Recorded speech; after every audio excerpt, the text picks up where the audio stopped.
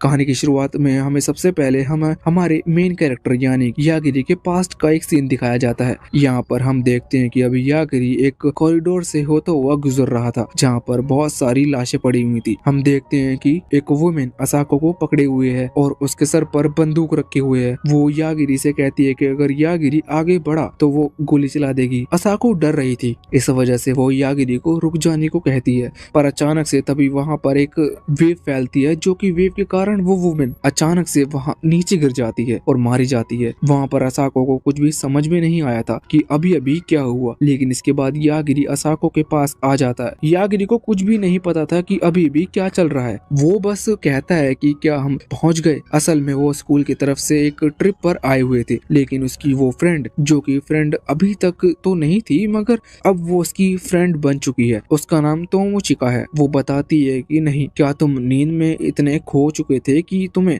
नहीं पता कि यहाँ पर अभी अभी क्या हुआ। वो दूसरी तरफ पॉइंट करते हुए बताती है कि यहाँ की सिचुएशन देखो, ऐसे में तुम कैसे सोच सकते हो। वहाँ पर बाहर की तरफ देखो, उसे कुछ दिखाई दे रहा था मगर उसे कुछ समझ नहीं आया था। इस वजह से वो खिड़की के पास आकर देखता है। हमें पता चलता है कि बाहर एक बहुत ही बड़ा ड्रैगन मॉन्स्टर है जिसने उन सभी को मारा था। अभी उस बस के अंदर सिर्फ तोमाचिका और यागिरी ही बचे हैं। वैसे अब जब वो मॉन्स्टर फिर से ऊपर की तरफ उड़कर उनके ऊपर हमला करने के लिए आने वाला था तो तोमाचिका यागिरी से चिपकते हुए कहती है कि प्लीज कुछ करो, हमें कुछ करना होगा। एक्टिवेट हो जाती है और उसकी ब्रेन पावर में से एक वेव निकलती है। यागिरी यहाँ पर सिर्फ डाइवर्ट का यूज करती है और सामने वाला वो मॉन्स्टर मारा जाता है। यागिरी कहता है कि अब हम बच चुके हैं और ये देखकर तोमाचिका बहुत ही ज्यादा खुश थी और चिल्लाते हुए कह रही थी कि आखिर अभी अभी क्या हुआ, वो मॉन्स्टर मर कैसे गया। वैसे इसके बाद यागिरी वहीं बैठकर अपना गेम खेलने लगा था, लेकिन तोमाचिका कहती है कि ये कोई गेम खेलने का टाइम नहीं है। पर वो देखती है कि यागिरी गेम खेलना अच्छे से नहीं जानता था, मगर फिर से उसे याद आता है कि वो किसी सिचुएशन में है।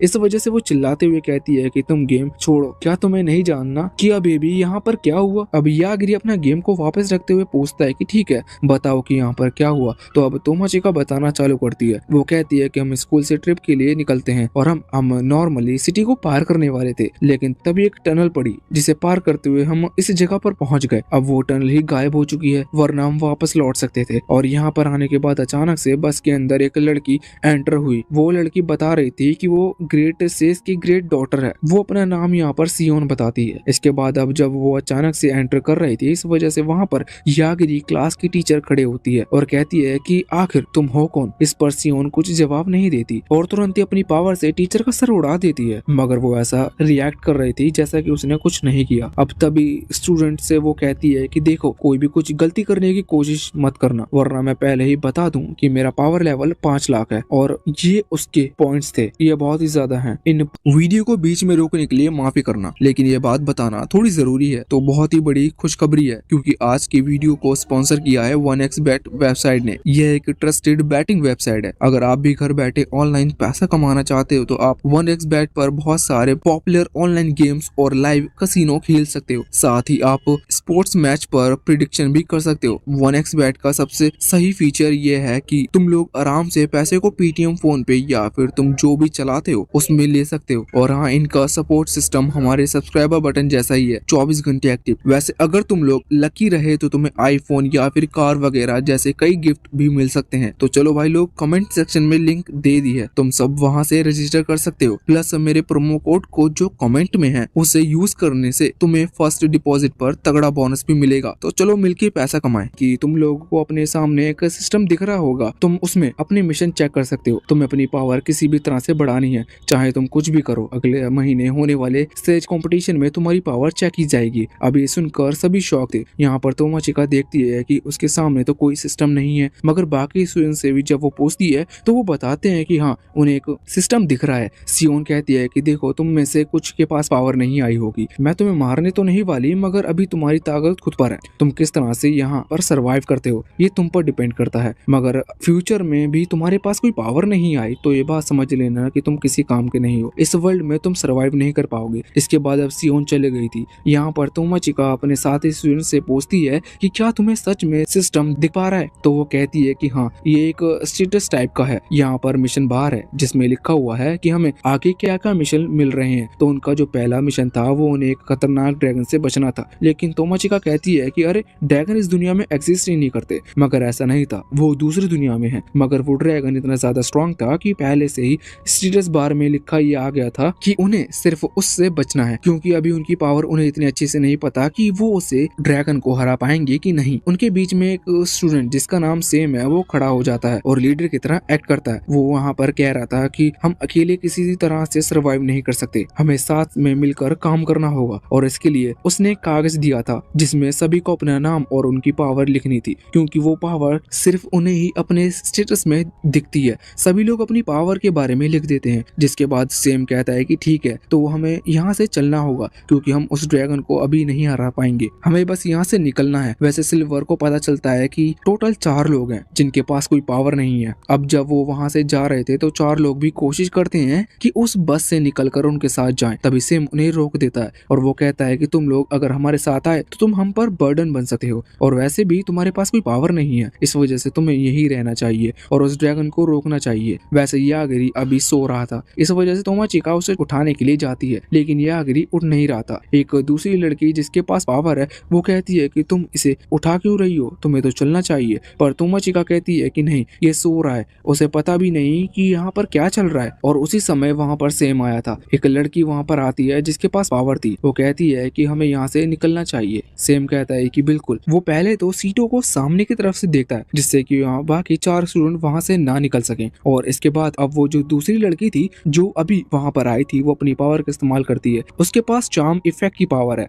वैसे इस पावर की वजह से वहाँ पर उन 4 स्टूडेंट में से किसी को भी कुछ नहीं हुआ था, पर फिर सैम बताता है कि ये पावर अलग तरह से काम करती है। ये स्पेशली उन मॉन्स्टर के लिए बनाई गई है। ये पावर जिस पर भी यूज की जाएगी वो मॉन्स्टर उसे सेंस कर सकता है। इस वजह से इन्होंने इन 4 पर ये पावर यूज की। अब ये यहाँ से आराम से निकल जाएंगे और वो मॉन्स्टर इन्हीं को मारते रहेंगे जब तक ये मर नहीं जाते। अब वो लोग तो वहाँ से जब वो देखते हैं कि यागिरी और तोमाचिका बचे हुए हैं और उन्होंने उस बड़े से ड्रैगन को खत्म कर दिया तो वो शॉक थे। मगर वो पूछते हैं तो यहाँ पर उन्हें पता था कि इन दोनों के पास कोई पावर नहीं है, इस वजह से वो इन्हें सीरियसली नहीं ले रहे थे। वो तीनों बस ये कहते हैं कि तोमाचिका उनकी टीम को ज्वाइन कर सकती है, वो यागिरी को ज्वाइन करने को नहीं कह रहे थे। यहाँ पर उनके बीच में जो लड़का खड़ा था वो उन तीनों की टीम का फाइटर था, मतलब उसके पास फाइटिंग पावर्स हैं। वो जैसे ही अपने फायर पावर को इस्तेमाल करता है तो वहाँ पर बहुत तेज धमाका होता है और एक माउंटेन ब्लास्ट कर जाता है। इस वजह से उसे फाइटिंग की पोजीशन दी गई थी और एक को हिलर की दूसरे की पावर अभी हमें नहीं बताई जाती। अब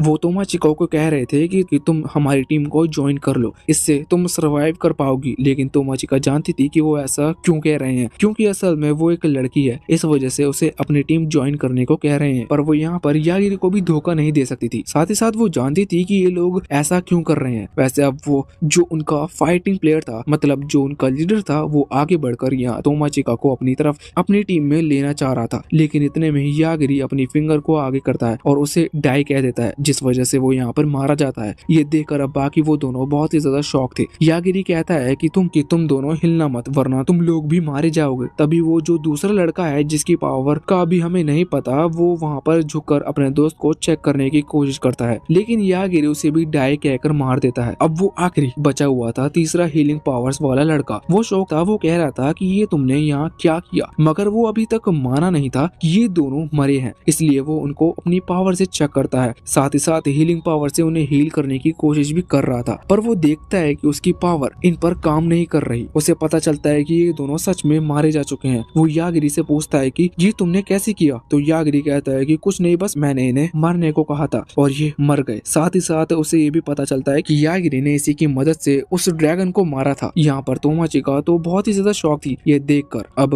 वो तीसरा लड़का कुछ भी नहीं कह सकता था, उसे यागिरी के सामने हार माननी पड़ती है। वैसे फिर वो यागिरी के पास आ रहा था, यह कहता है कि तुम्हारी पावर तो बहुत ही ज्यादा अच्छी है, लेकिन यागिरी जानता था कि वो बस यहाँ अटैक करेगा, इस वजह से यागिरी उसे पहले ही दूर कर देता है। वो कहता है कि वो अपनी पावर से जान सकता है कि कौन उसके ऊपर हमला करने वाला है और उसे ये कहने की जरूरत नहीं कि सामने वाला खत्म हो जाए, बल्कि वो अपने मन में भी अगर डाई वर्ड का इस्तेमाल करेगा तो सामने वाला मारा जाएगा। ये देखकर वो तीसरा लड़का बहुत ही ज्यादा डर गया था। वैसे यागिरी उससे ये भी पूछता है कि हम तीनों एक दूसरे की पावर को बहुत ही अच्छे से जानते हैं, मगर ऐसा हो नहीं सकता क्योंकि अभी तुम यहाँ पर आए हो, फिर इसका क्या राज है कि तुम्हारी पावर इतनी ज्यादा बढ़ गई। इस चीज पर वो लड़का कहता है कि हम यहाँ पहले भी आ चुके हैं, ये हमारी दूसरी बार है जो हम यहाँ पर आए हैं। हम यहाँ पर मिशन को पूरा कर वापस भी लौट सकते हैं और फिर हमें यहाँ पर समझ समन किया जा सकता है। ये सुनकर यागिरी तोमाचिका से पूछता है कि क्या इन्होंने कभी क्लास मिस करी थी, क्योंकि यहाँ पर आकर जब ये पावर को समझे होंगे तो इन्हें तो कई दिन बीत गए होंगे। पर इस चीज पर तोमाचिका कहती है कि नहीं, ये तो रेगुलर क्लास आते थे। ये देखकर यागिरी तुरंत ही अपना हाथ आगे करते हुए कहता है कि तुम झूठ कह रहे हो। इस पर वो लड़का कहता है कि नहीं, हम जब यहाँ से वापस लौटेंगे तो सिर्फ कुछ घंटे ही बीतेंगे, जबकि हमें यहाँ पर कई हफ्ते महीने बीत जाएंगे। वैसे अब यागिरी उसे तीसरे क्लास छोड़ दिया था। तोमाचिका पूछती है कि तुमने ऐसा क्यों किया। इस चीज पर यागिरी कहता है कि इसलिए क्योंकि मैं जानता था कि वो हमें धोखा दे सकता है और हमारा ध्यान ना हुआ तब वो हमें सीरियस इंजरी भी पहुंचा सकता है। इस वजह से ऐसा करना भी सही था। वैसे सिल्वर ये भी पूछती है कि तुम्हें उस पर बिल्कुल भी भरोसा नहीं, इसलिए तुमने उसे जाने दिया, पर तुमने मुझे प्रोटेक्ट क्यों किया, जबकि पहले हम कभी बात भी नहीं करते थे और स्कूल में भी तुम अकेले ही अलग बैठे करते थे। यागिरी कहता है कि हाँ, बात तो सही है, लेकिन पहले तो मैं भी तुम्हें प्रोटेक्ट नहीं करना चाहता था, लेकिन प्लॉट को देखते हुए मैंने अपना डिसीजन बदल लिया। अपने प्लॉट से आप समझ गए होंगे कि किसकी बात हो रही है। ये सुनकर यहाँ पर तोमाचिका बहुत ही ज्यादा शॉक हो गई थी। वो जोर से चिल्लाते हुए कहती है कि सारे लड़के तुम एक जैसे ही होते हो। अब यहाँ से सीन चेंज होकर सियोन के पास आता है। यहाँ पर हम देखते हैं कि अब एक लड़का वहाँ पर आकर रिपोर्ट बता रहा था कि फर्स्ट मिशन के कंप्लीट होने के बाद क्या क्या हुआ और कौन कौन वहाँ मारा गया। वो कहता है कि मिशन तो बहुत ही जल्दी पार हो गया, उन्हें उम्मीद नहीं थी और वो ड्रैगन भी मारा जा चुका है, लेकिन इसमें 4 लोगों की मौत हो गई। अभी सुनकर सियोन समझ गई थी कि वो 4 वही हैं जिनके पास कोई पावर नहीं थी, पर वो लड़का बताता है कि 2 उसमें से बिना पावर वाले थे और 2 लोग के पास एस रैंक की पावर थी। ये बहुत ही ज्यादा शॉकिंग बात थी, क्योंकि एस रैंक की पावर होने के बाद भी वो ड्रैगन से मर कैसे जा सकते हैं। लेकिन वो लड़का बताता है कि उनकी मौत अचानक से हुई थी, जिसका कोई कारण भी नहीं पता। वो ये भी कह रहा था कि शायद किसी के पास इंस्टेंट डेथ मैजिक पावर है, लेकिन ये सुनकर सियोन कहती है कि नहीं, ऐसा नहीं हो सकता, क्योंकि वो पावर हजारों साल से अभी किसी को नहीं मिली। अब इसके बाद सीन चेंज होकर वापस से यागिरी और तोमाचिका के पास आ जाता है। यहाँ पर हम देखते हैं कि अभी शाम हो चुकी थी और चलते चलते वो लोग वापस से एक सिटी में पहुंच चुके थे, लेकिन वहाँ के जो गार्ड्स थे वो उन्हें बाहर ही रोक देते हैं। वो कहते हैं कि तुम अंदर नहीं जा सकते। यहाँ पर यागिरी और तोमाचिका को उनकी लैंग्वेज समझ में नहीं आ रही थी, पर वो गार्ड ये बात जानते थे कि इन्हें हमारी भाषा समझ में नहीं आएगी। वो कहकर जाते हैं कि रुको, हम हमारे लॉर्ड को बुलाकर लेकर आते हैं। इसके बाद अंदर से वो एक लड़के को लेकर आते हैं जो कि उनका सीनियर है। उसका नाम मासाहिरो है। यहाँ पर आकर वो इन दोनों से कहता है कि तुम शाम को यहाँ पर पहुंचे हो, कहीं तुम उस सेज कैंडिडेट वाले ग्रुप से बिछड़ तो नहीं गए। यहाँ पर उस लड़के की बात यागिरी और तोमाचिका को समझ में नहीं आ रही थी। पहले तो वो इस बात से शॉक थे कि इसे जापानीज बोलना कैसे आती है, मगर बाद में वो बताते हैं कि हाँ, सच में वो उस ग्रुप से बिछड़ गए थे, लेकिन उन्हें पता था कि वो ग्रुप यहीं आ रहा है, इस वजह से वो यहाँ तक आ गए। अब मासाहिरो कहता है कि यहाँ उन टाउन में अंदर जाने के लिए तुम्हें पैसे देने होंगे, लेकिन अब तुम सेज कैंडिडेट हो, इसलिए हम तुमसे पैसे नहीं ले सकते। इसके बाद अब वो उन्हें अंदर ले जाता है, लेकिन कहता है कि टाउन बहुत ही ज्यादा बड़ा है, तुम संभल कर रहना, क्योंकि यहाँ पर तुम लोगों को खो भी जा सकते हो। और दूसरी तरफ अब वो ये भी कह रहा था कि यहाँ पर चोरों से बचकर रहना, क्योंकि हम कोशिश करते हैं कि चोरी ना हो, लेकिन फिर भी चोर रात के टाइम मिल सकते हैं। वैसे बाद में वो तोमाचिका से कहता है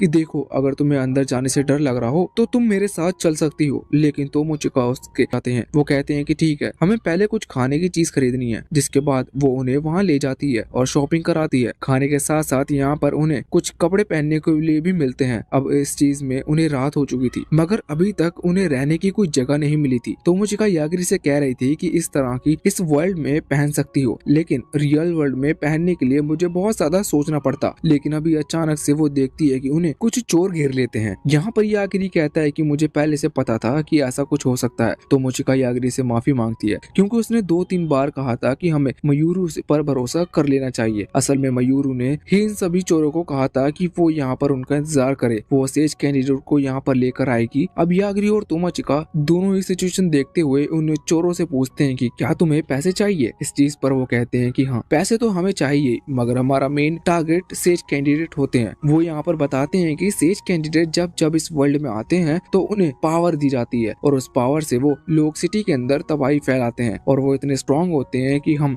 उनसे लड़ नहीं सकते, इसलिए उनसे लड़ने का कोई फायदा नहीं। पर जिन लोगों के पास पावर नहीं होती हम उन्हें मार कर बदला लेते हैं, इसलिए उन्हें अभी यागरी और तोमोचिका को यहाँ पर रोक लिया था। अब तोमोचिका तो इस चीज से बहुत ही ज्यादा डर जाती है, लेकिन यागरी तोमोचिका से कहता है कि देखो मुझे तुम्हारी परमिशन की जरूरत है, तुमने कहा था कि मैं सबको मार देता हूँ, अगर तुम मुझसे कहो तो मैं अपने आप को बचाने के लिए इन्हें मार सकता हूँ। अब इस चीज पर हाँ करने से पहले तोमोचिका वहाँ मयूरू को समझाती है, वो उससे कहती है कि देखो यागरी जितना कमजोर लगता है उतना कमजोर है नहीं, वो तुम लोगों को आराम से खत्म कर देगा, इसलिए सिचुएशन को समझो और हमें जाने दो। भाई मयूरू जानती थी यागरी में बिल्कुल ताकत नहीं है, वैसे भी उसे सेज कैंडिडेट की पावर नहीं मिली, इस वजह से वो कहती है कि मुझे झूठ मत कहो। पर अब यागरी अपनी पावर दिखाता है, उन लोगों को चारों तरफ से घेरा गया था, इस वजह से पीछे जितने भी चोर खड़े हुए थे यागरी उन्हें डायवर्ट का यूज करता है, वो सभी अचानक से नीचे गिरते हैं, इसलिए सामने जितने भी चोर थे और मयूरू ये सभी शॉक हो गए थे। वो कह रहे थे कि ये तुमने कैसे किया। इसके बाद यागरी सामने खड़े चोरों में भी एक लेपर्ड को मार देता है, वो भी अचानक से नीचे गिर जाता है। ये देखकर मयूरू शॉक हो जाती है और कहती है कि तुम क्या करने की कोशिश कर रहे हो, ये गिर क्यों रहे हैं। यागरी कहता है कि हमने तुमसे पहले ही वार्न किया था। वैसे यागरी ये सोच रहा था कि वो सिर्फ डायवर्ट का इस्तेमाल करते हुए किसी को भी खत्म कर सकता है, तो क्या असलियत में वो किसी पर्सन की बॉडी पार्ट्स को भी डैमेज कर सकता है। इसके लिए अब वो कुछ लोगों पर डायवर्ट का इस्तेमाल कर रहा था, लेकिन वो सिर्फ कुछ बॉडी पार्ट के लिए कह रहा था, जैसे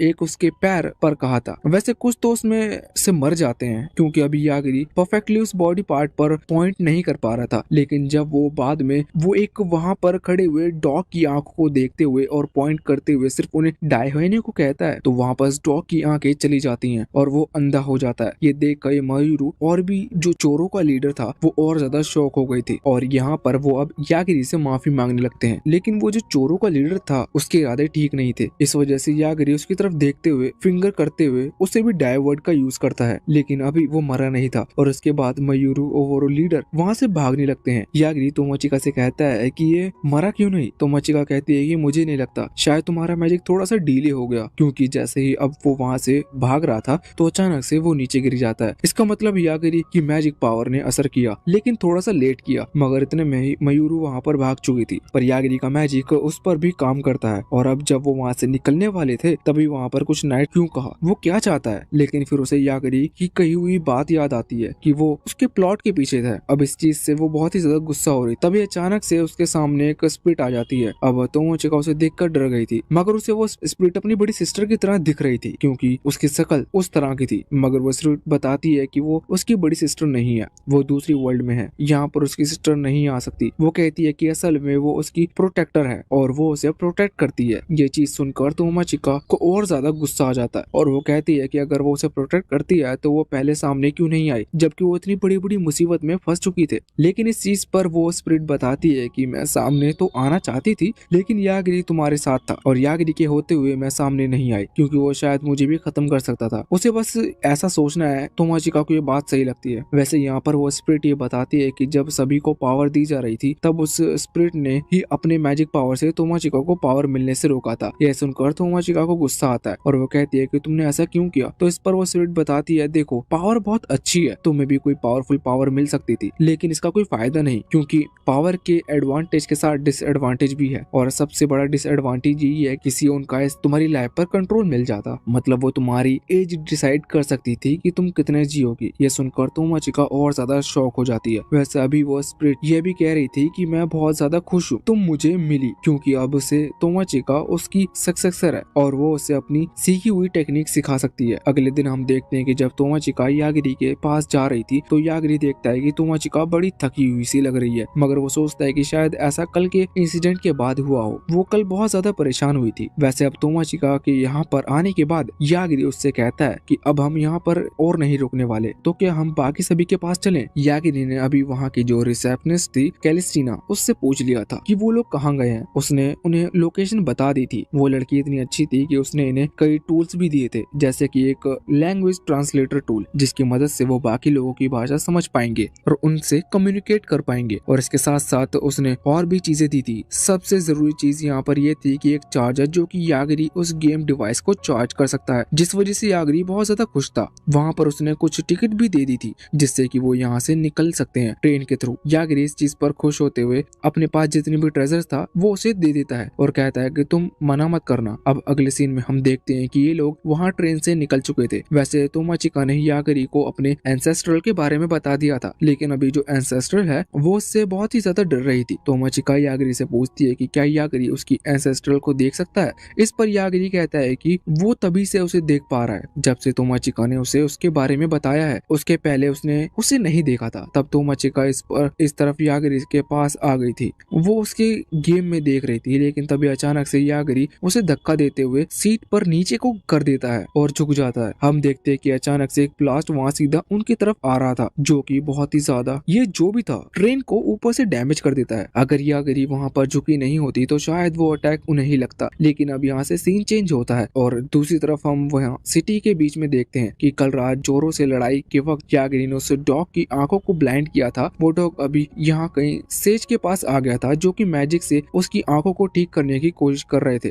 साथ ही यहाँ पर वो हीलिंग पावर का भी इस्तेमाल करते हैं, लेकिन किसी की पावर काम नहीं आती। तभी वहाँ पर एक सेज लैन आ जाती है। वो एक वैम्पायर गर्ल है। वो यहाँ पर पहले तो अपनी पावर का यूज कर रही थी, लेकिन उसका जब कोई फायदा नहीं होता तो वो उस डॉग की आंखें निकाल लेती है। वो कहती है कि मैं इस चीज पर रिसर्च करूंगी और अपनी पावर से उसे एक दूसरी आंखें दे दूंगी, मगर वो अभी भी देख नहीं पा रहा था। ये देखकर लैन शॉक थी। अब वो उसे बाइट करती है, जिसकी वजह से उस डॉग के पास वैम्पायर पावर्स भी आ जाती है और ज्यादा एनर्जी भी आ जाती है। उसका ब्लड चेंज होने लगता है। अब वो थोड़ा थोड़ा अलग भी लग रहा था और उसकी पावर भी बढ़ गई थी, लेकिन इसके बाद भी उसकी आंखें नहीं आई थी। अब तब अचानक से वहाँ वो जिस बिल्डिंग में थे वहाँ पर एक ब्लास्ट होता है। एक लड़का जिसका नाम एयरएल है वो वहाँ पर आता है और तुरंत लैन के ऊपर हमला कर देता है और ब्लास्ट के बाद वो पूरी बिल्डिंग ही उड़ चुकी थी, मगर लैन को वहाँ पर कुछ नहीं हुआ था। वो कहती है कि मैं एक सेज हूँ और इस वजह से तुम्हारा कोई भी अटैक मुझे डैमेज नहीं पहुंचा सकता, जबकि बाकी जो वहाँ पर थे वो दूसरी तरफ फिक चुके थे। इसके बाद लैन ये भी कहता है कि अगर सच में तुम मुझे मार देते हो तो मैं तुम्हें थैंक यू कहती, पर तुम ऐसा नहीं कर पाए। और इसके बाद वो एयरल को उठाते हुए वहाँ से नीचे फेंक देती है। अब यहाँ से फिर से सीन चेंज होता है। के पास एक परफेक्ट रीजन हो चुका था इसे मारने के लिए। अब तभी वो व्हाइट रोबोट वहाँ पर आता है और यागिरी के सामने झुकते हुए कहता है कि तुम्हारा बहुत बहुत शुक्रिया, और वो ये भी कह रहा था कि तुम्हें जो कुछ चाहिए तुम मुझसे मांग सकते हो। तोमोचिका कहती है कि शायद ये हमसे डर रहा है। अब यागिरी वैसे तो कुछ नहीं मांगना चाहता था, पर फिर भी उससे पूछता है कि क्या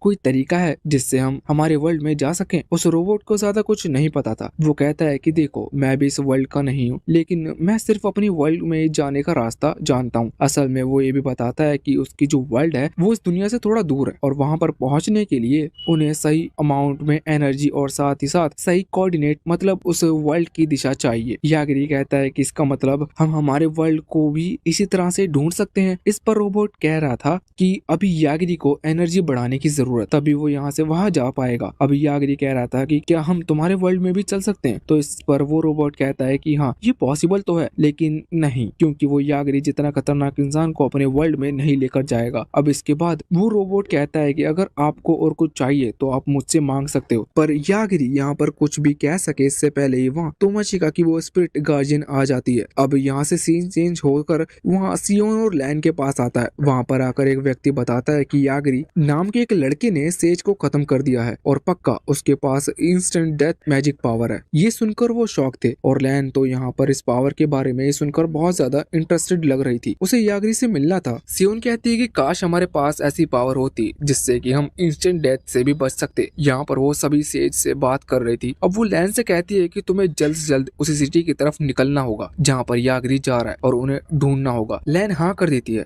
अब सीन चेंज होता है। हम देखते हैं कि यागिरी और तोमाचिका भी जंगल में रुके हुए थे क्योंकि रात हो गई थी। रात को आगे नहीं बढ़ना चाहते। वो खाना खाने की तैयारी करते हैं। तभी यहाँ पर तोमाचिका की एंस्ट्रल स्पिरिट आती है और उसे एक तलवार देती है। इसके बाद उन्होंने फिर से चलना चालू कर दिया था। कुछ ही देर बाद अब वो सिटी के सामने पहुंच चुके थे, मगर अब सुबह भी हो चुकी थी। अभी योगिरी बहुत ज्यादा थक गया था। तोमाचिका पूछते है कि तुम चलने की वजह से थक चुके हो और अपने मैजिक का ज्यादा यूज करने की वजह से। इस पर योगिरी कहता है कि मुझे नहीं पता, मगर चिंता करने की बात नहीं है क्योंकि उसे सिर्फ डाई वर्ड का इस्तेमाल करना है और वो किसी को भी खत्म कर सकता है। तभी वो पीछे देखते हैं जहाँ पर बहुत सारे लुटेरे नीचे पड़े हुए थे। असल में वो रास्ते में इन्हें लूटने वाले थे, लेकिन योगिरी योगिरी ने उन्हें भी खत्म कर दिया। यहाँ पर तोमाचिका कह रही थी कि तुम्हें अपनी पावर के बारे में थोड़ी नॉलेज गेन करनी चाहिए, क्योंकि हमें नहीं पता कि तुम इसका कितना यूज कर सकते हो। लेकिन योगिरी कहता है कि मुझे लगता है कि मैं जितना चाहूँ इस पावर का इस्तेमाल कर सकता हूँ। अब जब भी मैं इसका इस्तेमाल करता हूँ तो मुझे थोड़ी कमजोरी महसूस होती है। इसके बाद अब वो वहाँ सिटी के अंदर आ गए थे। यहाँ पर तोमाचिका के वो एंस्क्रेटल स्पिरिट नोटिस करती है कि आसपास में कई सारे बैरियर्स क्रिएट किए गए हैं जो कि मैजिक पावर से क्रिएट किए गए हैं। वैसे इसके बाद अब वो उसी बिल्डिंग के पास आ जाते हैं जहाँ पर आने को उनसे कहा गया था। इस बिल्डिंग के अंदर आने के बाद यहाँ पर वो अपनी ही क्लास के एक स्टूडेंट से मिलते हैं। वो उससे पूछते हैं कि वो बाकी ग्रुप के साथ क्यों नहीं है, जिस पर वो लड़का ताचिबाना बताता है कि असल में वो अपने दोस्त से अलग हो गया क्योंकि वो बहुत ज्यादा कमजोर है। ताचिबाना को लगता है कि उसकी पावर बहुत ज्यादा अच्छी है। यहाँ पर अभी जब वो तोमाचिका से बात कर रहा था तब उसके हाथ में एक खड़ी हुई लकड़ी उस पर गुस्सा करने लगती है। उसे बिल्कुल पसंद नहीं अगर ताचिबाना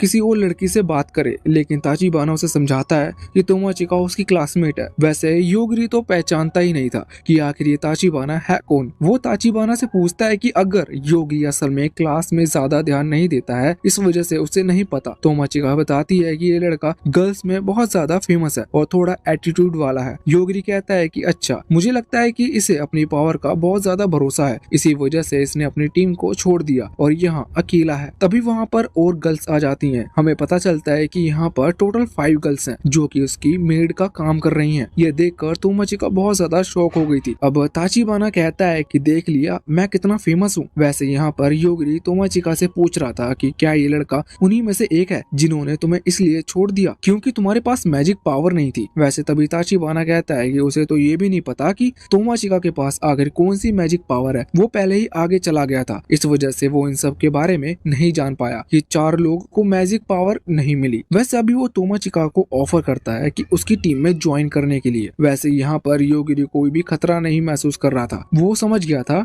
कि ताचिबाना उनके ऊपर हमला नहीं करेगा, तो इसलिए योगिरी भी यहाँ पर कुछ नहीं करता। अब तोमाचिका पूछती है कि आखिर तुम्हारे पास इतना सारा कॉन्फिडेंस आता कहाँ से है, तो इस पर ताचिबाना कहता है कि वो है इतना हैंडसम। वैसे इसके बाद वो बताना चालू करता है कि उसे ये मेड सर्वेंट कहाँ से मिली, क्योंकि असल में ये उसकी क्लासमेट नहीं है। हम जानने को मिलता है कि इन्होंने जब पहला मिशन पार किया था तो ये सिटी की तरफ आए थे, तभी एक पार्टी रखी गई थी। जब इन्होंने पार्टी ज्वाइन की तो सभी पार्टी को सेलिब्रेट कर रहे थे, लेकिन ताचिबाना अकेला बैठा हुआ था। तभी वहाँ पर एक लड़का आया जिसने ग्लासेस पहन रखे थे। उसने ताचिबाना से कहा कि ये सभी लोग पार्टी कर रहे हैं, ये बिल्कुल टाइम पास का काम है, क्योंकि अगर हम इस वर्ल्ड में सेज नहीं बन पाए तो इसका मतलब हम वेस्ट हैं, हमारी कोई वैल्यू नहीं करेगा। इस पर ताचिबाना कहता है कि सभी सेज थोड़ी ना बन सकते हैं, सेज कोई 1 या 2 बनेंगे, लेकिन उस ग्लासेस वाले लड़के का मानना है कि सभी के अंदर काबिलियत है सेज बनने की। वो यहाँ पर थोड़ी इंफॉर्मेशन बताता है कि वो कहता है हम यहाँ पर किसी भी सर्वेंट को खरीद सकते हैं, बस हमारे पास उतने पैसे या फिर यहाँ की करेंसी होनी चाहिए। अब वो डिटेल में बताना चालू करता है। असल में ताचिबाना की एबिलिटी ही कुछ ऐसी है, जैसे ही अगर उसने किसी सर्वेंट को खरीदा और वो सर्वेंट ने किसी को हराया तो जो हारा है वो ताचिबाना का सर्वेंट बन जाएगा। वो यहाँ पर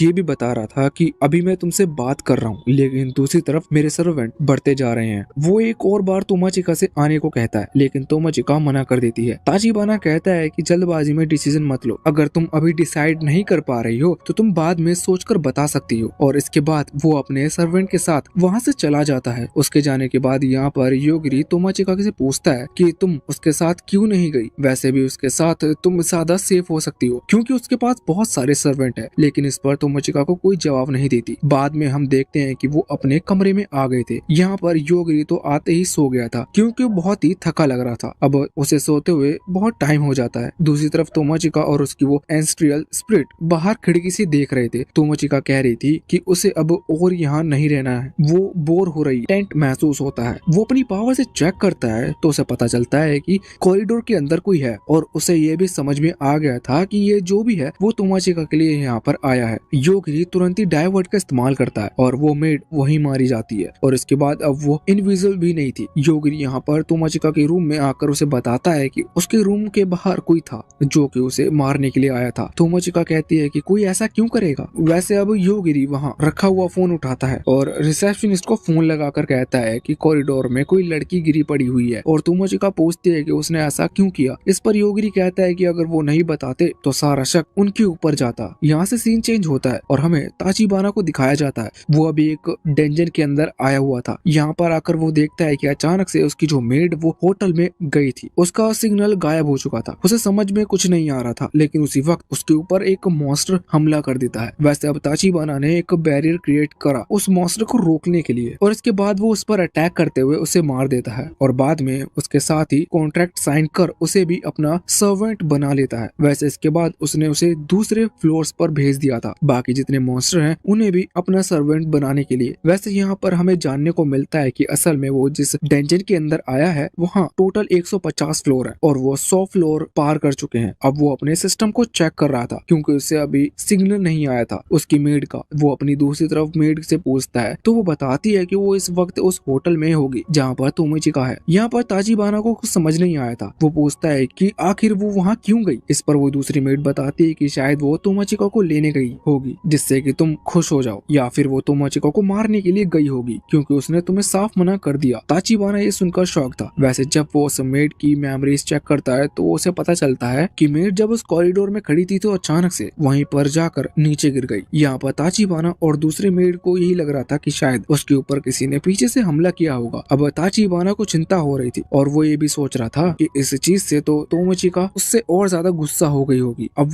वो कभी उसकी बात नहीं सुनेगी। वो तुरंत ही 2 और मेड को बुलाता है और उनसे कहता है कि वो जाकर तोमोचिका को समझाए और उसे यहाँ पर लेकर आए। दूसरी तरफ हम देखते हैं कि अभी तोमोचिका और योगिरी जब कॉरिडोर में आ गए थे और वहाँ से निकलने वाले थे तभी अचानक से रास्ते में उन्हें एक और मेड मिलती है। वो दोनों ही पूछते हैं कि आखिर तुम कौन हो और यहाँ पर क्यों। वैसे तो ये जानते थे कि वो ताचिबाना की मेड है पर उन्हें रीजन नहीं पता था कि उसके यहाँ पर आने का क्या कारण है। लेकिन वो लड़की कुछ भी नहीं कहती और तुरंत ही अपने मैजिक का यूज करती है। उसके पास आइस क्रिस्टल मैजिक है जिसकी वजह से उसने यागिरी और तोमोचिका दोनों ही अपने आइस केज में कैद कर लिया था। लेकिन अब ऐसा लग रहा था कि अब उसने योगिरी और तोमोचिका को पकड़ लिया। वो बताती है कि वो बस तोमोचिका को ले जाने के लिए आई है, लेकिन इतने में ही योगिरी सिर्फ एक पंच से उस आइस को ब्रेक कर देता है। ये देखकर तोमोचिका तो शॉक थी। योगिरी बताता है कि उसने कुछ नहीं बस आइस क्रिस्टल को डायवर्ट का यूज किया, मतलब उसने एक नॉन लिविंग थिंग ऑब्जेक्ट के ऊपर भी अपनी पावर का इस्तेमाल किया और वो भी कम। ये देखकर तोमोचिका शॉक थी। वैसे इसके बाद अब वो लड़की और ज्यादा आई क्रिस्टल क्रिएट करने लगी थी और अपना अलग अटैक करने लगी थी, लेकिन उससे पहले ही योगिरी अपनी पावर से उन क्रिस्टल को भी डिस्ट्रॉय कर देता है। साथ ही साथ इसके बाद उसने अपनी पावर से उस मैजिक स्टिक को भी तोड़ दिया था जो कि उस लड़की के हाथ में थी। अब इसके बाद वो बैठ जाती है क्योंकि अब वो हार चुकी थी। योगिरी और तोमोचिका दोनों ही आगे आते हैं। योगिरी पहले ये पूछता है कि क्या तुम अपनी मैजिक स्टिक के वगैरह मैजिक यूज कर सकती हो, तो इस पर वो कहती है कि नहीं। अब उनको ये तो हो गया था कि अब उनके ऊपर अटैक नहीं होगा। वैसे उसके पास दूसरी स्टिक, लेकिन योगिरी ने उसे भी डिस्ट्रॉय कर दिया था। अब वो दोनों ही पूछते हैं कि आखिर वो यहाँ पर तोमोचिका को लेने क्यों आई थी, लेकिन अब उसके पास एक परफेक्ट रीजन नहीं था कि ऐसा क्यों था। तो वो बताती है कि हमसे ऐसा कहा गया था इसलिए हम ऐसा कर रहे थे। लेकिन अब इतने में ही हम देखते हैं कि ऊपर सीलिंग की तरफ से एक दूसरी मेड यहाँ तोमोचिका के ऊपर हमला करने के लिए बढ़ती है, लेकिन तोमोचिका ने अपनी जूडो स्किल की मदद से उसे हरा दिया था। यहाँ पर हमें जानने को मिलता है कि असल में तोमोचिका मार्शल आर्ट का यूज कर सकती है क्योंकि ये उसकी एनकेस्ट्रियल पावर है और अब ये धीरे धीरे अवेकन होती जा रही है। वैसे जब वो उस मेड को देखते हैं तो उन्हें पता चलता है कि ये तो सिर्फ एक डॉल है, इसका मतलब कोई इसे कंट्रोल कर रहा है। तभी वो सामने मैजिक क्रिस्टल वाली लड़की अपने बालों से एक और डॉल निकालती है और वो कह रही थी कि अब तुम नहीं बच पाओगे। लेकिन इसके बाद योगिरी अपनी पावर का इस्तेमाल कर उस आइस क्रिस्टल वाली लड़की को खत्म कर देता है। तभी उनके ऊपर बहुत सारी डॉल्स हमला कर रही थी, लेकिन योगिरी ने उन सभी को खत्म कर दिया था। दूसरी तरफ सीढ़ियों के नीचे जो लड़की इन डॉल्स को कंट्रोल कर रही थी वो बैठी हुई थी। वो ये देखकर शॉक थी। उसकी सभी डॉल्स अचानक से काम करना क्यों बंद कर दे रही हैं। तभी वहाँ पर योगिरी और तोमोचिका आते हैं और वो लड़की उनसे माफी मांगने लगती है कि उसे खत्म ना करे। यहाँ पर तोमोचिका को तो महसूस हो रहा था कि वही इस कहानी के मेन विलन्स है। वैसे वो उसे मारते नहीं, बस वो उसे इंफॉर्मेशन ले लेते हैं। दूसरी तरफ ये बात वहाँ पर ताचिबाना को पता चलती है और उसे ये भी जानने को मिला था कि योगिरी के पास कोई पावर है जिससे वो किसी को भी नाम लेते ही मार देता है। अभी उन्हें इस पावर के बारे में ज्यादा नॉलेज नहीं है, पर फिर भी वो कह रहे थे कि अब हमें थोड़ा ध्यान से काम करना होगा। वैसे उन्हें अभी भी तोमोचिका को किसी भी हालत में अपने पास बुलाना था। इस वजह से यहाँ पर ताचिबाना कहता है कि हमें उसे ऐसी सिचुएशन में फंसाना होगा जहाँ पर योगिरी अपने पावर का इस्तेमाल ना कर सके। यहाँ योगिरी और तोमोचिका जब नीचे फ्लोर पर आ रहे थे तभी रास्ते में सीढ़ियों के ऊपर उन्हें बहुत सारे कॉकरोच मिलते हैं। ये बहुत सारे थे और हवा में उड़ रहे थे। अब तोमोचिका को तो उनसे डर लगता है, इस वजह से वो कहती है कि क्या तुम इन्हें भी खत्म कर सकते हो। इस पर योगिरी कहता है हाँ, लेकिन वो बताता है कि अगर उसने इनको मार दिया तो ये सारे ऊपर से नीचे गिरेंगे, इसका मतलब वो तोमाचिका के ऊपर भी गिरेंगे। तोमाचिका भी डर जाती है और तुरंत ही ऐसा करने से मना कर देती है। इसके बाद यहाँ से सीन चेंज होता है। दूसरी तरफ हम देखते हैं कि अभी ताचिबाना और उसकी मेड बात कर रहे थे। असल में उसकी मेड की पावर है, वो इन कॉकरोच को कंट्रोल कर सकती है। यहाँ पर अभी वो लोग कोई अलग कदम नहीं उठा रहे थे क्योंकि वो जानते थे कि अभी उन्हें कुछ नहीं करना चाहिए। पर फिर ताचिबाना फैसला करता है कि वो योगरी पर हमला कर सकता है इन कॉकरोच के थ्रू। तो वो सभी कॉकरोच को ऑर्डर करता है कि वो लोग योगरी के ऊपर हमला करें। अब वो लोग सभी कॉकरोच को पूरी तरह से तैयार करता है। ये चीज देखकर तोमाचिका डर गई थी। योगरी कहता है कि अब हमारे पास और कोई रास्ता नहीं है, हमें ताचिबाना को खत्म करना होगा। इसके बाद वो जैसे ही ऐसा सोचते हैं तो वहाँ इस तरफ डेंजन के अंदर ताचिबाना मारा जाता है। ये देखकर उसकी मेड शॉक थी। दूसरी तरफ वो कॉकरोच नॉर्मल हो चुके थे, वैसे अभी तक वो उड़े ही रहे थे। इस वजह से मासायुकी कहता है कि चिंता मत करो, वो हमारे कंट्रोल में है, वो किसी को चोट नहीं पहुंचाएंगे जब तक कि मैं उन्हें ऑर्डर ना करूं। इसके बाद वो मेयर से उस कमरे की चाबी मांगता है जहां पर सिटी से कांटेक्ट करने की, यानी कि सिटी के लोग से कांटेक्ट करने की मशीन रखी हुई है। अब मेयर पूछता है कि आखिर वो तुम्हें क्यों चाहिए। वैसे मेयर को वो चाबी जबरदस्ती देनी पड़ी थी, पर मासायुकी यहाँ पर रीजन नहीं बताता। वो कहता है कि तुम ये जानकर करोगे भी क्या। इसके बाद अब वो उस रूम में जाकर वहाँ लगे हुए कम्युनिकेशन डिवाइस के थ्रू सिटी में जो लोग ज़ॉम्बी बने हुए हैं उनके साथ कांटेक्ट करता है। वो सभी बिल्डिंग जो कि एडवर्टाइजमेंट के लिए यूज की जाती है उनके थ्रू यागिरी और तोमाचिका की फोटो सभी को दिखाता है। वो सभी से कहता है कि जो लोग नहीं बने हैं, अभी ज़ॉम्बी नहीं बने हैं, अगर वो ज़ॉम्बी नहीं बनना चाहते तो उन्हें जल्द से जल्द इन दोनों पर्सन को एक जगह जिसको सेंट्रल प्लाजा कहते हैं वहाँ पर लेकर आना होगा। वो 1 घंटे का टाइम देता है और इस 1 घंटे के लिए उसने उन सभी ज़ॉम्बी को एक जगह पर खड़ा होने का ऑर्डर दे दिया था जिससे कि बाकी लोग को कोई तकलीफ ना हो, और अगर यागिरी और तोमाचिका किसी को भी दिखे तो वहाँ उन्हें पकड़कर सेंट्रल प्लाजा पर लेकर आए। अब सारे सिटीजन समझ चुके थे कि उनके पास सिर्फ 2 ऑप्शन है। पहला ऑप्शन ये तो क्या तो वो यागिरी और तोमाचिका को ढूंढ कर लेकर आए या फिर ज़ॉम्बी बन जाएं। सबको पहला ही ऑप्शन मंजूर था, वो इसलिए यागिरी और तोमाचिका को ढूंढने के लिए पूरी सिटी में घूमने लगे थे। दूसरी तरफ जब ये बात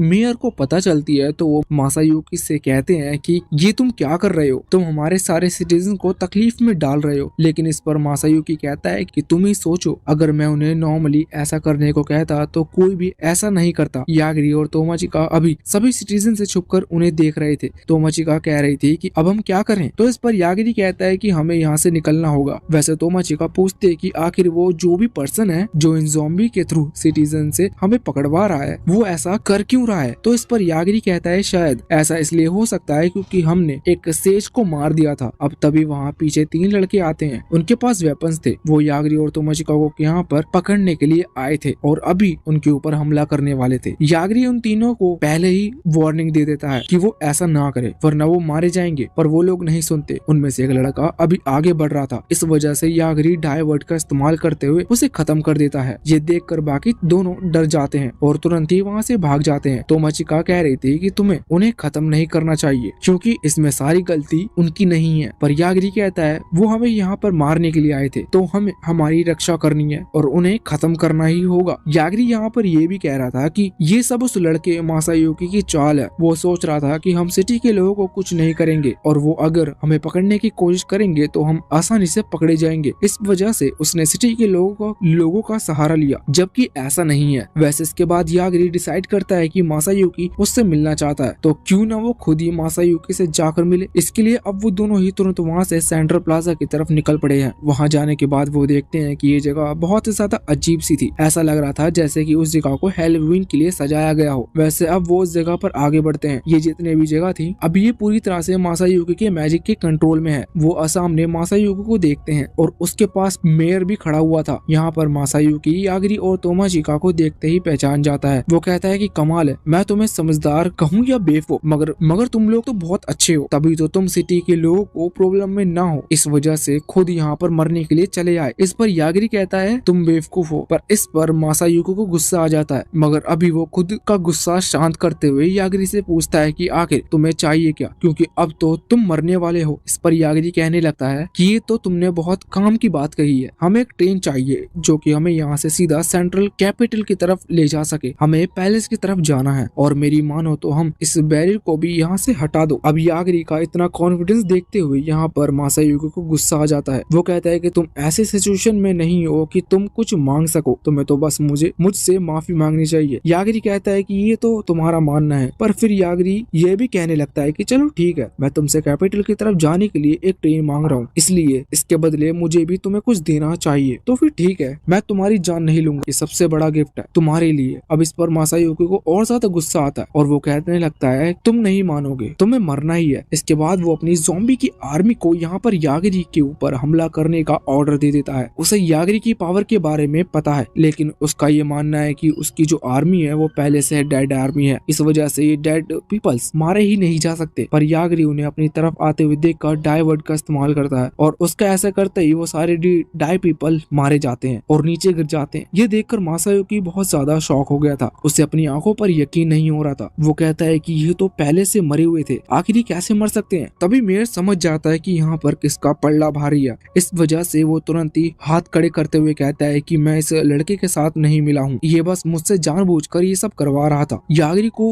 भी यहाँ पर मेयर के अंदर से कोई भी किलिंग इंटेंट महसूस नहीं हो रहा था। तभी मासायोकी पूछता है कि आखिर तुमने इन्हें कैसे खत्म किया। अब यागिरी बताने लगता है कि वो लोग मूव कर रहे थे और हर मूव करने वाली चीज यागिरी के हिसाब से जिंदा है। यहाँ पर यागिरी बहुत ही चैड आंसर देता है। वो कहता है कि ये डिपेंड नहीं करता कि क्या डेड है और क्या अनडेड है, बल्कि यागिरी की पावर काम ही इस तरह से करती है कि जिसे वो डेड मान रहा है वो डेड है और जिसे वो अनडेड मान रहा है वो अनडेड है। अभी कुछ टाइम पहले ही यागिरी ने उस मेड की बर्फ को डेड कहने को कहा था और वो डेड हो गई थी। सेम उसी तरह से यागिरी किसी भी अनडेड के साथ डेड चीज को भी फिर से डेड कर सकता है। अब इस पर मासायोकी को गुस्सा आ रहा था और उसे ज्यादा कुछ समझ नहीं आ रहा था, इस वजह से वो गुस्से में अपना ट्रांसफॉर्मेशन एक्टिवेट कर लेता है। उसकी बॉडी धीरे धीरे बदलने लगी थी और शायद वो किसी मॉन्स्टर में बदलने की कोशिश कर रहा था। इससे पहले ही यागिरी डायवर्ड का इस्तेमाल करते हुए उसे वहीं पर खत्म कर देता है। ये देखकर तोमोचिका कहती है कि तुम्हें पहले से ट्रांसफॉर्म होने देना चाहिए था। वैसे अब मासायोकी मारा जा चुका है, इस वजह से इन्हें उसका इंटेंशन पता नहीं था कि आखिर वो इन्हें पकड़ना क्यों चाहता था। और वैसे भी वो ज़ॉम्बी से तो ये चीज पूछ नहीं सकते। अब वो मेयर की तरफ आते हैं। मेयर वैसे तो डरा हुआ था, पर मेयर इन्हें बताना चालू करता है। वो कहता है कि ये मासायोकी सिर्फ सेज की बात मान रहा था और यहाँ पर वो सेज का नाम लैन बताता है। ये सुनकर तोमोचिका कहती है लैन सेज तो सियोन है ना। इस पर मेयर कहने लगता है कि हाँ वो भी एक सेज है, लेकिन से वो मेड लैन को वार्न करती है कि वो कहती है कि यागिरी की पावर के बारे में हम अभी अच्छे से नहीं जानते, उसकी पावर ना जाने कैसे काम करती है, अगर प्लेन में थोड़ी सी गलती हुई तो भी हम मारे जाएंगे। इस बात से लेन थोड़ी सी शॉक थी। वो सोच रही थी कि वो एक इमोर्टल है, मतलब जो सेज होते हैं वो किसी से नहीं मरे जाते, फिर भी ये मेड उसे वार्निंग दे रही थी और यागिरी पहले भी एक सेज को खत्म कर चुका है। ये बहुत बड़ी बात है। इस वजह से यहाँ पर सभी लोग अब जो यागिरी को जानते हैं वो यागिरी को इस वर्ल्ड का गॉड ऑफ डेथ मान रहे हैं। इस तरफ सिटी के अंदर हम देखते हैं कि अब सभी लोग यागिरी और तोमोचिका के पास आ गए थे। कुछ लोग पहले आगे बढ़कर यागिरी के ऊपर हमला कर रहे थे। यागिरी उन्हें खत्म कर देता है। वो सभी को नहीं मारना चाहता था। जो लोग पीछे थे वो उन पर हमला नहीं कर रहे थे, मतलब डाई वर्ड का इस्तेमाल नहीं कर रहा था। जो लोग पीछे थे वो उन पर हमला नहीं कर रहा था, मतलब डाई वर्ड का इस्तेमाल नहीं कर रहा था। पर जो आगे आ रहे थे उसे मारना जरूरी था। दूसरी तरफ हम देखते हैं कि अभी लैन अपनी अगली चाल चलती है। उसका जो क्रिएचर मॉन्स्टर है वो तो यहाँ सिटी की तरफ आ ही रहा था, पर इसके साथ साथ उसने अपना एक क्लोन क्रिएट किया था और वो उस क्लोन के थ्रू वहाँ बहुत सारे क्लोन क्रिएट करती है। अब उन सभी क्लोन्स को यागिरी के बारे में कुछ नहीं पता, क्योंकि वो नॉर्मल क्लोन्स है, बस उनके पास लेन की थोड़ी सी पावर है। इस वजह से लेन उन्हें यागिरी पर हमला और सिटी पर हमला करने को कहती है, जिस वजह से यागिरी को उनका किलिंग इंटेंट महसूस नहीं होगा, क्योंकि यागिरी को सिर्फ उन्हीं का किलिंग इंटेंट महसूस होता है जो कि उस पर हमला करने वाले हो। अब यहाँ से हम वापस से यागिरी के पास आते हैं। हम देखते हैं कि अभी वो क्रिएचर मॉन्स्टर वहाँ सिटी में पहुंच चुका था। तोमोचिका उसे देखकर डर गई थी। वो कहती है कि क्या तुम इसे भी खत्म कर सकते हो, जिस पर यागिरी कहता है कि हाँ बिल्कुल। ये सुनकर तोमोचिका रिलैक्स करती है और इसके बाद यागिरी डायवर्ट का इस्तेमाल करते हुए उस मॉन्स्टर क्रिएचर को खत्म कर देता है। अब वो जैसे ही खत्म हुआ था तो अचानक से आसमान से पूरी सिटी के ऊपर हमला होना शुरू हो जाता है। ये देखकर यागिरी भी शॉक था। वो कहता है कि अटैक इस क्रिएचर मॉन्स्टर की वजह से नहीं हो रहा और उसे ये पहले महसूस भी नहीं हुआ। इसका मतलब इस अटैक में कोई भी किलिंग इंटेंट नहीं है। सिंपल बात यह है कि अटैक सिटी में हर तरफ गिर रहा था, वो जहाँ पर भी गिरेगा वहाँ पर एक ब्लास्ट होगा और असल में यह अटैक था कुछ नहीं बल्कि लैन के क्लोन थे जो कि आसमान से गिर रहे थे। अभी क्लोन इनकी तरफ भी गिर रहा था। ये देखते हुए यागिरी तुरंत ही जमकर तोमोचिका को बचा लेता है। तोमोचिका उसे थैंक यू कहती है, पर तोमोचिका यहाँ पर पिलो एंजॉय कर रहा था, पर अब उसे खड़ा होना पड़ता है। यहाँ पर हम देखते हैं कि अभी वो क्लोन ऊपर से गिरना रुक नहीं रहे थे। एक के बाद एक क्लोन गिरते जा जा रहा था। ये देखते हुए मेयर यागिरी से कहता है कि तुम्हारे पास तो इंस्टेंट डेथ एबिलिटी है, क्या तुम इन क्लोन्स को खत्म नहीं कर सकते? यागिरी कहता है कि मैं बिल्कुल कर सकता हूँ, लेकिन ये क्लोन्स बहुत तेजी से गिर रहे हैं और यागिरी किसी भी तेज आते हुए ऑब्जेक्ट को तभी खत्म कर सकता है जब उसके अंदर से यागिरी खत्म करने के लिए कोई किलिंग इंटेंट निकल रहा हो। अभी बहुत बड़ी प्रॉब्लम हो गई थी, उन्हें जल्द से जल्द कोई सॉल्यूशन ढूंढना था। तभी मेयर वहाँ पर सिटी के होलोग्राम को सामने करता है। वो होलोग्राम देखकर पता लगाते हैं कि ये जहाँ जहाँ क्लोन से गिर रहे हैं वो एक ही बार वहाँ गिरते हैं। इसका मतलब कोई भी क्लोन सेम जगह पर 2 बार नहीं गिर सकता और ये बिल्कुल पैटर्न की तरह गिर रहे थे। इस वजह से इन लोगों को एक आइडिया आता है। अब उन्हें नेक्स्ट जो क्लोन गिरने वाला था उस जगह पर पहुंचना था। अब वो एक ग्राउंड एरिया है लेकिन वो थोड़ा दूर है। तभी तोमाचिका की स्पिरिट बताती है कि वो उन लोगों को टेलीपोर्ट कर सकती है। ये बहुत बढ़िया बात थी। वहाँ पर टेलीपोर्ट होने के बाद मेयर कहता है कि वो भी मदद करने के लिए चलेगा, जिसके बाद वो चारों ही वहाँ से टेलीपोर्ट होते हुए सीधा उस ग्राउंड की तरफ आते हैं। अब यहाँ मेयर थोड़ा दूर खड़ा हो गया था और यागिरी और तोमाचिका वहाँ से हाथ पकड़कर आगे बढ़ रहे थे। वो उसी जगह पर आते हैं जहाँ पर अभी क्लोन गिरने वाला था। वो स्पिरिट भी वहाँ पर आ गई थी। यागिरी तुरंत उस क्लोन के ऊपर डायवर्ट का इस्तेमाल करता है। यहाँ स्पिरिट ने अभी एक बैरियर बना लिया था। डायवर्ट की वजह से वो क्लोन डिस्ट्रॉय हो गया था। साथ ही साथ इस बैरियर की वजह से जो ब्लास्ट हुआ था, इस ब्लास्ट से ये लोग वहाँ बच गए थे। पर इसके बाद हम देखते हैं कि तोमाचिका के हाथ में कोई चीज आ गई थी। ये चीज क्या है इसके बारे में मैं ज्यादा डिटेल में नहीं बताया जाता, मगर शायद ये पिछली वाली तलवार की तरह है। उस स्पिरिट ने तोमाचिका को दी है, पर इसके बारे में शायद हम आगे जानेंगे। अब स्पिरिट कह रही थी कि इस तरह से एक एक क्लोन को डिस्ट्रॉय करने से हमें कुछ नहीं मिलेगा, लेकिन यागिरी कहता है कि नहीं, अब सब कुछ सॉल्व हो चुका है। हम देखते हैं कि वहाँ सिटी में जितने भी क्लोन गिर रहे थे एक एक करके वो नॉर्मल हो जाते हैं। मतलब वो नीचे गिर रहे थे मगर ब्लास्ट नहीं करते। असल में जब वो क्लोन यागिरी के ऊपर गिरता तो उसने उसके किलिंग इंटेंट को अपने ऊपर महसूस किया, क्योंकि वो क्लोन वही गिरने वाला था, चाहे यागिरी वहाँ हो या ना हो। इस वजह से उस क्लोन का किलिंग इंटेंट उसी एरिया के लिए था। यागिरी जब वहाँ पहुँचता है तो वो किलिंग इंटेंट यागिरी के लिए बदल गया। इस वजह से यागिरी ने उसके सोर्स का पता लगा लिया और डायरेक्ट सोर्स को ही किल कर दिया। अब सोर्स को किल करने की वजह से इस तरफ हम देखते हैं कि जब लैन ये बात जानती थी कि उसके सभी क्लोन डिस्ट्रॉय हो गए हैं तो वो शॉक थी। तभी मेड कहती है कि हमने यागिरी की पावर को कम समझा, ये बहुत बड़ी गलती थी। पर लैन कहती है कि नहीं, ये कोई गलती नहीं है। वो फिर से इस तरह की क्लोन क्रिएट कर सकती है और फिर से हमला करना शुरू कर सकती है और ये अभी एंड नहीं होगा। लेकिन अचानक से उसने अपनी बॉडी में कुछ महसूस होता है और वो वहीं ऊपर से गिरने लगती है। सिंपल सी बात थी, वो यहाँ पर मारी जा चुकी है क्योंकि उन क्लोन्स का सोर्स असल में वही थी। इस तरफ हम देखते हैं कि सिटी में सारी प्रॉब्लम सॉल्व हो चुकी थी। अब यहाँ से सीन चेंज होता है और हमें एक छोटी बच्ची को दिखाया जाता है। अब उस बच्ची के हाथ में एक रॉक था, जिस रॉक के अंदर से लैन का होलोग्राम निकल रहा था। वो होलोग्राम यहाँ उस बच्ची को बताता है कि वो बच्ची असल में लैन का एक बनाया हुआ क्लोन है, जिसके अंदर से लैन की मेमोरी है। इस वजह से यागिरी ने जब सोर्स को खत्म किया तो ये क्लोन खत्म नहीं हुआ। लैन बस ये बताती है कि वो मारी जा चुकी है। असली लैन अब ये छोटी बच्ची रहेगी। इसके बाद हम वापस से सिटी के अंदर आ जाते हैं। सारी प्रॉब्लम सॉल्व हो चुकी थी। मेयर यहाँ पर यागिरी और तोमाचिका को बात करते हुए देखता है, जिससे कि वो सेंट्रल कैपिटल की तरफ निकल सके। यहाँ पर वो दोनों थैंक्स कहते हैं। वैसे कार को ड्राइव करने की प्रॉब्लम थी क्योंकि यागिरी गेम में लगा हुआ था तो वो ड्राइव करना नहीं जानता। अगर वो ड्राइव साका को कुछ समझ में नहीं आया था, लेकिन बाद में जब वो फिर से नीचे की तरफ जा रहे थे तभी यूकियो असाका को एक फाइल दिखाता है जिसका नाम था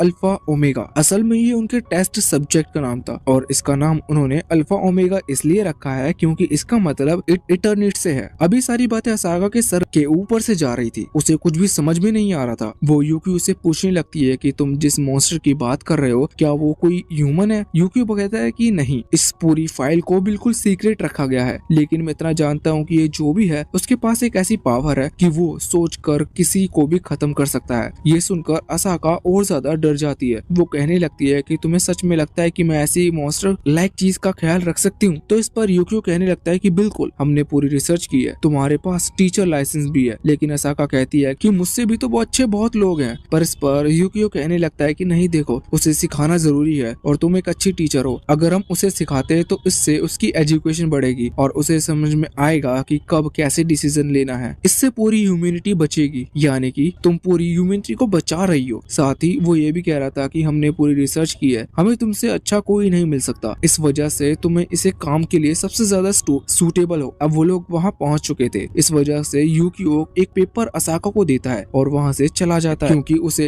इसके आगे जाने की परमिशन नहीं है। अब असाका जो कि डरी हुई थी वो अंदर जाने का फैसला करती है। पहले तो वो अपने कार्ड से उस गेट को ओपन करती है। अंदर आने के बाद वो देखती है कि ये जगह तो पूरी तरह से अलग है। यहाँ पर ऐसा लग रहा है जैसा कि आर्टिफिशियल सीनरी का यूज किया गया हो। उसके पास जो पेपर था उस पर एक मैप बना हुआ था। उस मैप के थ्रू वो वहीं पर उस जगह के घर की तरफ पहुंच जाती है जिस घर में टेस्ट सब्जेक्ट अल्फा ओमेगा रहता है। अब पहले तो असाका बहुत ही ज्यादा डर रही थी, लेकिन फिर भी वो डरते डरते आगे बढ़ती है। यहाँ घर के अंदर आने के बाद उसे कमरे से कुछ आवाज आ रही थी। वो जैसे ही गेट खोलती है तो वहाँ पर एक बच्चे को देखती है। वो समझ गई थी कि ये बच्चा अल्फा ओमेगा है। उसे बहुत ही ज्यादा गुस्सा आता है और कहती है कि वो लड़का फालतू में मुझे डरा रहा था। वो तुरंत ही उस बच्चे को मतलब कि यागिरी को उठाती है और बाहर लेकर पटक देती है। वो कहती है कि तुम घर में घुस घुस के क्या कर रही हो, तुम्हें पता नहीं कि इतनी एज में तुम्हें बाहर निकलकर खेलना चाहिए। यागिरी जो कि अभी बहुत ही ज्यादा शॉक था, वो तुरंत ही असाका की तरफ अपनी फिंगर पॉइंट करता है। असाका ये देखकर डर जाती है, लेकिन अचानक से असाका की बॉडी के पास से एक डार्क शैडो नीचे गिरती है और डिसअपियर हो जाती है। असाका पूछती है तो यागिरी बताता है कि असल में शैडो है जो कि तुम्हारे साथ यहाँ पर आई थी मुझे खत्म करने के लिए। ये असाका की शैडो नहीं थी बल्कि यागिरी उन्हें डीमन कहकर बुलाता है। अब असाका तो ये बात समझ चुकी थी। वो उसे हाथ पकड़कर खड़ा करती है। यहाँ पर यागिरी कह रहा था, देखो तुमने मुझे बाहर खेलने को कहा, मुझे इस चीज में कोई प्रॉब्लम नहीं है, पर क्या मैं ऐसा कल कर सकता हूँ क्योंकि अब तो शाम हो चुकी है। अब असाका को याद आ चुका था कि इस बच्चे के पास क्या पावर है। इस वजह से वो बहुत ही डरी हुई थी और हर बात बिल्कुल सोच समझकर कह रही थी। वो यहाँ पर अपना नाम बताती है और इसके बाद वो यागिरी से उसका नाम पूछती है। यागिरी कहता है कि उसका यहाँ पर नाम अल्फा ओमेगा है, लेकिन पहले सब उसे लॉर्ड अकाकोशी कहकर बुलाते थे। ये बात भी अकासा के सर के ऊपर से जाती है। यहाँ पर अब यागिरी कहने लगता है कि उसे भूख लग रही है। असाको को याद आता है कि अब उसे यहीं पर रहना है, इसलिए उसे यागिरी के खाने का भी ख्याल रखना होगा। वो तुरंत ही यागिरी को वहाँ से ले जाती है। अब यागिरी जब नहा रहा था तब वो आसपास किचन में खाना ढूंढ रही थी। वहाँ पर हर चीज थी, लेकिन कमाल की बात है कि असाका को टीचर कहते हुए भी कुछ बनाना नहीं आता। तभी वो बाकी जगह ढूंढती है तो उसे एक इंस्टेंट कप नूडल का पैकेट मिल जाता है जिसमें सिर्फ पानी मिलाने से जो कि परफेक्ट नूडल बन सकते थे। इस वजह से वो उसे तैयार करती है और यागिरी को देती है। यागिरी को तो बहुत ही पसंद आते हैं, लेकिन यहाँ पर असाका उन्हें खाते हुए अभी यही सोच रही थी कि क्या सच में किसी का नाम लॉर्ड अकाकोशी हो सकता है। अब वो यागिरी से उसके पेरेंट्स के बारे में पूछने लगती है, लेकिन यागिरी को यहाँ पर मदर या फिर फादर के बारे में कुछ भी नहीं पता था। ये सुनकर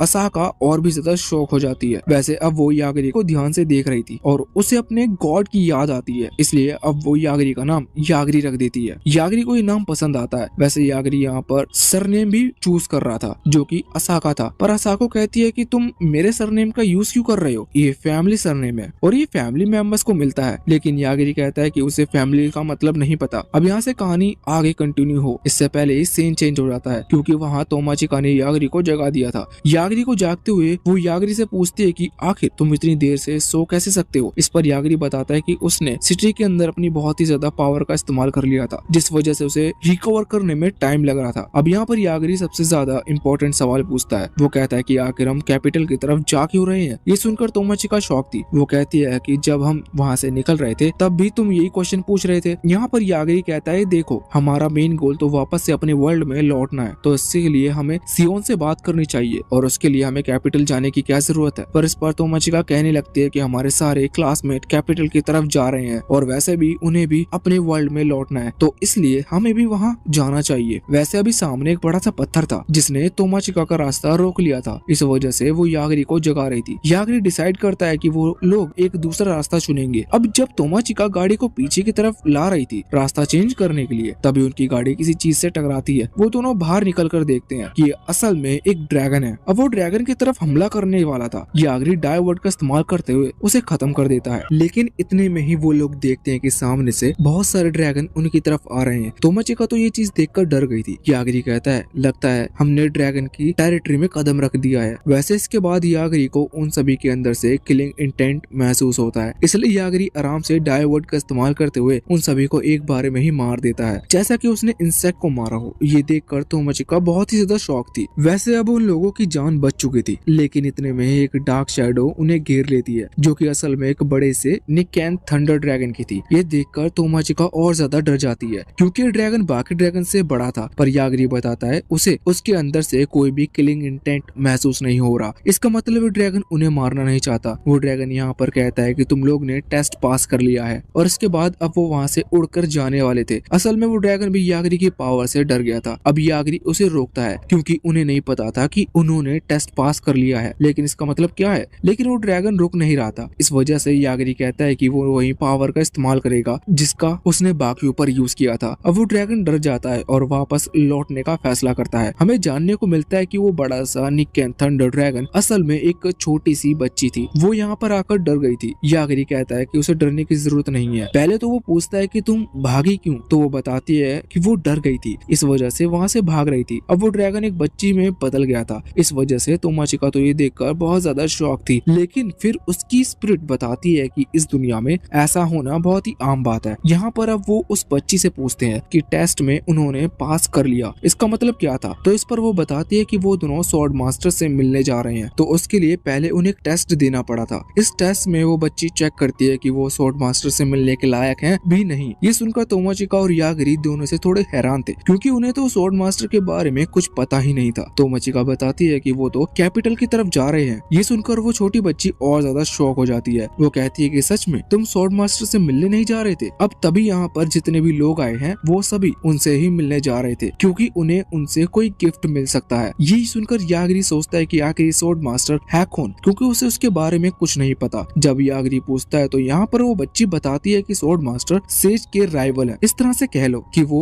उनके दुश्मन है। अब यागिरी एक बात तो समझ गया था कि अगर वो स्वॉर्ड मास्टर से मिलता है तो वो उनसे थोड़ी बहुत इन्फॉर्मेशन ले सकता है अपनी रियल वर्ल्ड में जाने के लिए। तो मचिका का ऐसा मानना था कि अगर वो इस जगह पर गए तो वो घूम भी सकते हैं। इस वजह से उन्हें अपने मेन मकसद को ना भूलते हुए कैपिटल की तरफ जाना चाहिए। पर फिर वो बच्ची रिक्वेस्ट करती है और यागिरी ने भी हाँ कर दिया था। इस वजह से अब वो वहाँ से जाने लगते हैं। तो वो बच्ची तो उन्हें ले जाते हुए बहुत ही ज्यादा खुश लग रही थी। अब जब वो वहाँ जंगल के अंदर पहुँचते हैं तो हम देखते हैं कि अभी वहाँ पर और भी कई कमजोर को प्रोटेक्ट कर रहा है। अब हम देखते हैं कि यहाँ पर वो अकेला ही कईयों को खत्म करता है, क्योंकि वो खुद ही उसके ऊपर हमला कर रहे थे। दूसरी तरफ पेड़ों के पीछे से कुछ बच्चे यहाँ अपनी मैजिक पावर से यागिरी के ऊपर हमला करने वाले थे, लेकिन यागिरी ने उनकी किलिंग इंटेंट को महसूस कर लिया था। इस वजह से वो तुरंत ही डायवर्ट का इस्तेमाल करते हुए उन्हें खत्म कर देता है। वैसे अभी वो जो लड़का है उन्हें प्रोटेक्ट कर रहा है, उसे तो यहाँ पर कुछ भी समझ में नहीं आ रहा था, पर बाद में वो सोचता है कि शायद ऐसा इस वजह से हुआ क्योंकि ओल्ड मैन चाहते ही नहीं कि वो लड़े, और ओल्ड मैन ही उन बच्चों को पनिशमेंट दे रहे हैं क्योंकि उन्होंने गलत डिसीजन लिया। अब तभी एक ग्रुप वहाँ पर आ गया था इनसे लड़ने के लिए। इस वजह से वो नाइट वाला लड़का कहता है कि वो कुछ देर खुद को बचाए जब तक वो इनसे लड़ता है। इतने में ही यागिरी और तोमाचिका किसी की आवाज सुनते हैं। ये एक दूसरे लड़की की थी जो कि ग्राउंड पर पड़ा हुआ था। उसकी बॉडी पर इतनी खतरनाक चोट थी कि वो मरने वाला था। पर तभी वो तोमाचिका से कहता है कि वो सामने जो स्टोन पड़ा हुआ है वो उसे दे दे, वो रेनबो कलर स्टोन है, वो रेनबो कलर स्टोन है। तोमाचिका उसे दे देती है। अब वो लड़का जैसे ही उस स्टोन को ब्रेक करता है तो अचानक से उस लड़के की बॉडी हील हो जाती है और वो पूरी तरह से ठीक हो जाता है। अब वो लड़का तोमाचिका को थैंक यू कहता है, लेकिन इतने में ही स्वॉर्ड मास्टर उसे रोकते हैं और उन सभी को अपने साथ चलने को कहते हैं। इस वक्त वो सामने वाले फॉरेस्ट की तरफ पॉइंट कर रहे थे कि उन्हें उस डायरेक्शन में जाना है। यहाँ पर यागिरी और तोमाचिका तो शॉक थे क्योंकि वो यहाँ पर डिसाइपल वगैरह बनने के लिए नहीं आए थे, पर वो छोटी बच्ची उनसे रिक्वेस्ट करने लगती है। ये देखकर यागिरी उससे पूछता है कि वो उनसे रिक्वेस्ट क्यों कर रही है और वो उन्हें स्वॉर्ड मास्टर से क्यों मिलाना चाहती है। तो इस पर वो छोटी बच्ची बताती है कि स्वॉर्ड मास्टर का किंग का डिसाइपल किंगडम का होली नाइट बनेगा, जो कि एक बहुत बड़ी पोजीशन है, और इसके बाद वो छोटी बच्ची उनकी सर्वेंट बन जाएगी। अब अभी यागिरी को ये ज्यादा कुछ समझ में नहीं आया था, लेकिन फिर वो स्वॉर्ड मास्टर को फॉलो करने का डिसाइड करते हैं। वो उनके पीछे पीछे जा रहे थे। यहाँ पर हमें उस हील होने वाले लड़के का नाम लाइनेल पता चलता है और उस नाइट जैसे कपड़े पहनने वाले लड़का नाम निक पता चलता है। यहाँ अब वो लोग आगे बढ़ रहे थे, तभी यागिरी उस नाइट वाले लड़के यानी कि निक से पूछता है कि आखिर एक होली नाइट क्या होता है और स्वॉर्ड मास्टर डिसाइपल सभी क्यों बनना चाहते हैं और स्वॉर्ड मास्टर का डिसाइपल सभी क्यों बनना चाहते हैं। वो लड़का शॉर्ट में बताता है कि स्वॉर्ड मास्टर का डिसाइपल जो कि एक होली नाइट बनने की कैपेबिलिटी रखता है, वो बहुत ही पावरफुल होता है। बहुत टाइम पहले एक डीमन लॉर्ड या फिर ऐसा कह लो कि एक डेविल ने इनके ऊपर हमला किया था। ये बहुत ही टाइम पहले की बात है। तब का जो होली नाइट था वो इतना पावरफुल था कि उसने किसी तरह से उस डेविल को रोक लिया था, मतलब उसने उस टाइम स्पेस के अंदर कैद कर लिया था जहाँ वो दोनों बंद है। पर कुछ उस डेविल के फॉलोअर्स हैं जो कि उसे आजाद करने की कोशिश कर रहे हैं और आने वाली सिचुएशन में अगर वो आजाद होते हैं तो उसे रोक पाना और ज्यादा मुश्किल हो जाएगा। अब यहाँ पर तोमाचिका उस दूसरी लड़की लैन से पूछती है कि उसके पास जो स्टोन है वो क्या है। तो वो लड़का बताता है कि उसका पास्ट बिल्कुल बैड लक से गिरा हुआ था और उसे एक मिस्टीरियस ऑर्गेनाइजेशन थी उसे सेक्रीफाइस करने की तैयारी कर रही थी। उन्होंने उसे सेक्रीफाइस की लड़का बताता है कि उसका पास्ट बिल्कुल बैड लक से गिरा हुआ था और उसे एक मिस्टीरियस ऑर्गेनाइजेशन थी उसे सेक्रीफाइस करने की तैयारी कर रही थी। उन्होंने उसे सेक्रीफाइस किया, लेकिन सेक्रीफाइस के बाद अचानक से वो एक गॉडेस से मिला जिसने उसे स्टोन दिया। ये असल में एपोलॉजी स्टोन है। इनका यूज करने के बाद वो किसी से बैड इंजरी से हील कर सकता है। अब तोमाचिका अपने स्पिरिट से पूछती है कि क्या गॉडेस या फिर गॉड्स भी लोग की हेल्प कर सकते हैं। तो इस पर स्पिरिट बताते हैं कि हाँ, यहाँ पर थोड़ा अलग सिस्टम चलता है जिससे कि किसी को स्पिरिट की हेल्प मिलती है और किसी को गॉड की। अब तभी निक कहने लगता है कि क्या तुम हमें इन स्टोन का कोई यूज बता सकते हो, जिस पर लाइलैंड बताता है कि वो इस स्टोन से किसी भी चीज का समन कर सकता है। वो यहाँ पर 3 स्टोन को निकाल कर ऊपर फेंकता है और उन्हें डिस्ट्रॉय करते हुए वहाँ पर फालतू से स्क्रब ब्रश को समन कर लेता है। ये देखकर तोमाचिका और यागिरी सोच रहे थे कि ये किसी काम की पावर नहीं है जब तक इसे हील के लिए यूज ना किया जाए। यहाँ पर लाइलैंड बताता है कि वो ऐसा ही फालतू चीजें समन कर सकता है, लेकिन वो इसका यूज कम ही करता है क्योंकि ये चीज उसके किसी काम नहीं आती। अब तोमाचिका देखती है कि उसके बैग में सिर्फ 3 ही स्टोन बचे थे, लेकिन फिर लाइलैंड बताता है कि हर रोज रात के टाइम उसे फिर से स्टोन मिल जाते हैं, बस डिपेंड करता है कि उसका दिन कितना बुरा गया था। तभी वो लोग आके नोटिस करते हैं कि उनके जो साथी थे, मतलब कि जो डिसाइपल बनने के लिए आए हैं, वो जब आगे बढ़ रहे थे तभी वो अचानक से गायब हो गए थे। इसका कारण ये था कि वहाँ पर एक टेलीपोर्टेशन इनविजिबल बैरियर लगा हुआ है। अब जब ये लोग वहाँ अंदर जाते हैं तो ये उसी जगह के आगे पहुंच चुके थे, लेकिन जब बाहर का कोई भी नहीं दिख रहा था, इनके सामने एक बड़ा सा टावर था। ये टावर खतरनाक था क्योंकि इसके अंदर से एक इविल एनर्जी आ रही थी। ये इविल एनर्जी इतनी ज्यादा थी कि इनसे उनकी बॉडी हार्म भी हो सकती है और इसका असर लाइलैंड के ऊपर होता है। लेकिन फिर उसके बाद वो स्टोन का यूज कर खुद को बचा लेता है। तोमाचिका देखती है कि इसका यूज उसके ऊपर नहीं हो रहा था। वो शॉक थी, लेकिन स्पिरिट बताती है कि वो प्रोटेक्टेड है, इस वजह से उसके ऊपर इसका कोई असर नहीं हो रहा। अब हम देखते हैं कि यागिरी यहाँ पर उस छोटी सी बच्ची, मतलब उस ड्रैगन से पूछने लगा कि आखिर ये टावर है क्या। वो छोटी बच्ची वहाँ नहीं थी। लाइलैंड बताता है कि वो यहाँ नहीं जा सकते क्योंकि उस बैरियर को सिर्फ वही पार कर सकता है जो कि यहाँ पर स्वॉर्ड मास्टर का डिसाइपल बनने के लिए आया हो। अब वो लोग डिसाइड करते हैं कि वो आगे बढ़ेंगे। इसके बाद वो टावर के अंदर आते हैं और जितने भी बच्चे हैं, मतलब जितने भी लोग वहाँ डिसाइपल बनने के लिए आए थे, वो तुरंत ही उस टावर के सबसे ऊपर वाले फ्लोर पर जाने वाले थे। सबसे पहले ऊपर आने के बाद जब वो वहाँ से नीचे देखते हैं तो उन्हें एक एनर्जी सर्कल दिखाई देता है जो कि एक बॉल की तरह था और उसके अंदर कोई कैद है। अब हमें जानने को मिलता है कि जो होली नाइट और डेविल था वो वहाँ उसके अंदर बंद थे क्योंकि वहाँ टाइम रुका हुआ है। हमें ये भी जानने को मिलता है कि स्वॉर्ड मास्टर का काम असल में ये ही है कि वो इस सर्कल को प्रोटेक्ट करे जिससे कि कोई भी इसे ब्रेक कर डेविल को आजाद ना कर पाए। अब यहाँ पे हम देखते हैं कि उन्हीं के बीच में एक लड़की जो कि यहाँ पर स्वॉर्ड मास्टर का डिसाइपल बनने के लिए आई थी, वो कहती है कि आज आप फ्री हो जाओ। वो तुरंत ही अपनी मैजिक पावर से, जो कि फायर मैजिक पावर है, उसका यूज करते हुए एक फायर ब्लास्ट को उस सर्कल की तरफ यानी कि डेविल की तरफ करती है, पर अचानक से वो सर्कल उस एनर्जी बॉल को एब्सॉर्ब कर लेता है। यहाँ पर स्वॉर्ड मास्टर बताते हैं कि तुम्हारा अटैक उस डेविल को जरूर लगेगा, लेकिन ऐसा होने में कई 100 साल लग जाएंगे क्योंकि उस सर्कल के अंदर टाइम बिल्कुल स्लो चलता है और इसी की मदद से होली नाइट ने डेविल को कैद किया था। अब मेन बात ये है कि आखिर ये लोग यहाँ पर आए क्यों, जब ये उस डेविल को भी नहीं मार सकते। प्रोटेक्ट करने का काम स्वॉर्ड मास्टर का है, तो ये क्या करेंगे। यहाँ पर स्वॉर्ड मास्टर एक दूसरे लड़के से कहते हैं कि वो डिटेल में बताए, तो वो लड़की अपने पास में कोई चीज रखे हुए थे जिसमें रूल्स पढ़कर बताती है कि ये बिल्कुल सिंपल है। इन लोगों को यहाँ से टावर के नीचे यानी कि फर्स्ट फ्लोर जहाँ से वो आए हैं वहीं पर जाना है। अभी सुनकर सभी शॉक थे। वो कहते हैं कि ये तो बहुत ही आसान है। तो अब वो बताती है डाइवर्ट का इस्तेमाल किया जिस वजह से उसने अनजाने में डेविल को खत्म कर दिया। ये सुनकर तोमाचिका शॉक हो जाती है। वैसे अभी इस चीज पर कुछ किया नहीं जा सकता था और बाकी जो लोग हैं वो अभी टावर के अंदर जा चुके हैं क्योंकि टावर से नीचे जाने का सिर्फ एक ही रास्ता है। इस वजह से अब ये लोग भी वहां जाने का डिसाइड करते हैं। तभी हम देखते हैं कि अभी लाइलैंड की एक दोस्त लाइलैंड से कह रही थी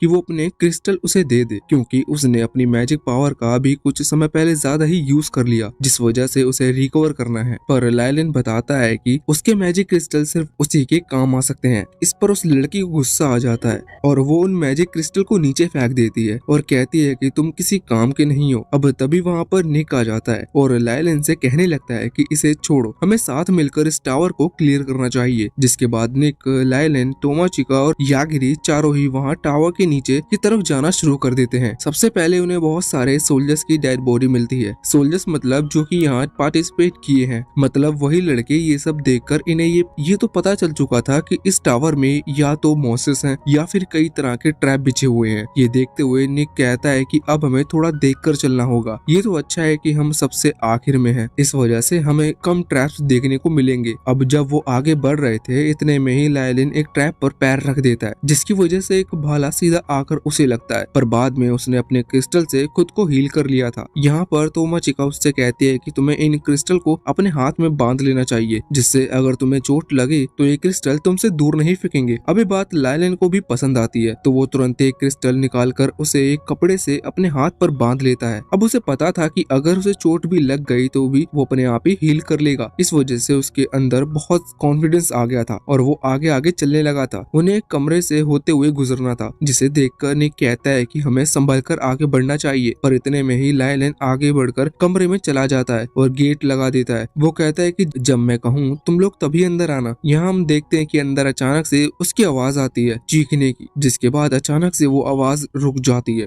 इन लोगों को कुछ गड़बड़ लगी थी, जिस वजह से ये अंदर आते हैं। अंदर आकर एक लड़की को देखते हैं, इसका नाम रे है। असल में ये ऑलरेडी नाइट है। नाइट मतलब फर्स्ट स्टेज होती है एक होली नाइट बनने की, मतलब ये पहले ही इस टावर को क्लियर कर चुकी है। ये देखकर निक पूछता है कि आखिर तुम फिर से पार्टिसिपेट क्यों कर रही हो? तुम तो ऑलरेडी इस टावर को क्लियर कर चुकी हो और इससे तुम्हारा और ज्यादा फायदा भी नहीं होगा। पर इस पर रे बताती है कि वो नाइट बन चुकी थी, पर बहुत ज्यादा लोगों को मारने की वजह से उससे उसकी पोजीशन छीन ली गई। इस वजह से वो फिर से इसी टेस्ट को देकर अपनी पोजीशन फिर से लेगी। और वैसे भी लोग को मारना टावर में अलाउड है, इससे उन्हें सामने वाले के पॉइंट भी मिल जाएंगे। अभी लोग समझ चुके थे कि रे को खत्म करना मुश्किल है। वैसे ही लोगों से मतलब निक समझ चुका था कि वो तुरंत ही तोमाचिका और यागरी से कहता है कि मैं इसे रोकता हूँ जब तक तुम वापस पीछे की तरफ भागकर तोमाचिका भागो। पर तोमाचिका कहती है कि अब ऐसा हम नहीं कर सकते क्योंकि पूरे कमरे में पतले वायर बिछे हुए हैं। रे कहती है कि तुम्हारी आंखें तो बहुत ही ज्यादा अच्छी है, तुमने ट्रैप को नोटिस कर लिया। ये ट्रैप असल में रे ने क्रिएट किया था। अब ना ही वो आगे की तरफ भाग सकते हैं और ना ही वापस पीछे जा सकते हैं। ये देखते हुए निक तुरंत ही तोमाचिका के आगे आकर, जिससे वो उन दोनों को प्रोटेक्ट कर सके, उसके हाथ में शील्ड थी और अभी वो रे के अटैक को रोक रहा था। निक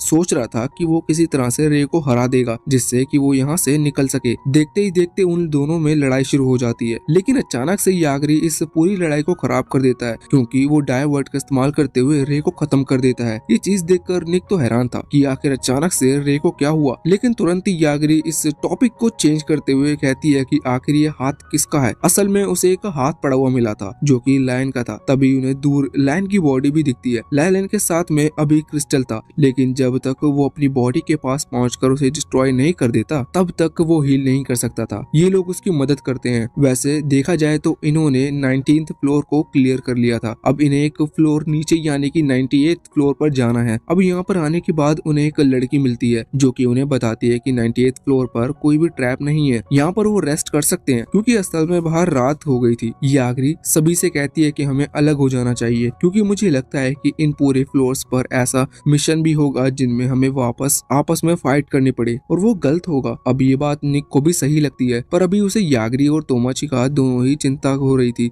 कि वो खुद को प्रोटेक्ट कर पाएंगे कि नहीं। पर यागरी कहता है कि चिंता की बात नहीं है, जब तक यागरी तोमाचिका के साथ है तोमाचिका को कुछ नहीं होगा। अब वो आगे चले गए थे। यहाँ पर लायन भी थोड़ा एक्साइटेड लग रहा था क्योंकि रात को उसे क्रिस्टल मिलेंगे और आज पहली बार उसका बहुत ज्यादा अनलकी डे गया है क्योंकि आज वो पहली बार इतनी ज्यादा बार मरा है कि उसे बहुत सारे क्रिस्टल मिल सकते हैं। वैसे अब यागरी और तोमाचिका अपने लिए भी एक रूम मांगते हैं। उन्हें जानने को मिलता है कि वहाँ पर सिर्फ एक ही रूम बचा हुआ है और अब कुछ किया नहीं जा सकता था, इस वजह से दोनों को उसी रूम में रहना पड़ेगा। यागरी अभी थोड़ा उदास था क्योंकि तोमाचिका के साथ हमेशा उसकी एंस्ट्रल स्पिरिट रहती है, जिस वजह से वो अगर एक बेड पर सोना भी चाहे तो 3 लोग वहाँ नहीं सो सकते। पर वो स्पिरिट कहती है चिंता की बात नहीं है, वो अपना जुगाड़ खुद कर लेगी। अब यागरी यहाँ पहुँचते ही तुरंत सो गया था क्योंकि आज वो बहुत ज्यादा लोगों को मार चुका है, इस वजह से उसके पास बहुत ही कम एनर्जी बची थी और वो थक भी गया था। तोमाचिका तो ये देखकर शॉक थी। पर यहाँ से सीन चेंज होता है। हम देखते हैं कि अभी रात के 12 बज चुके थे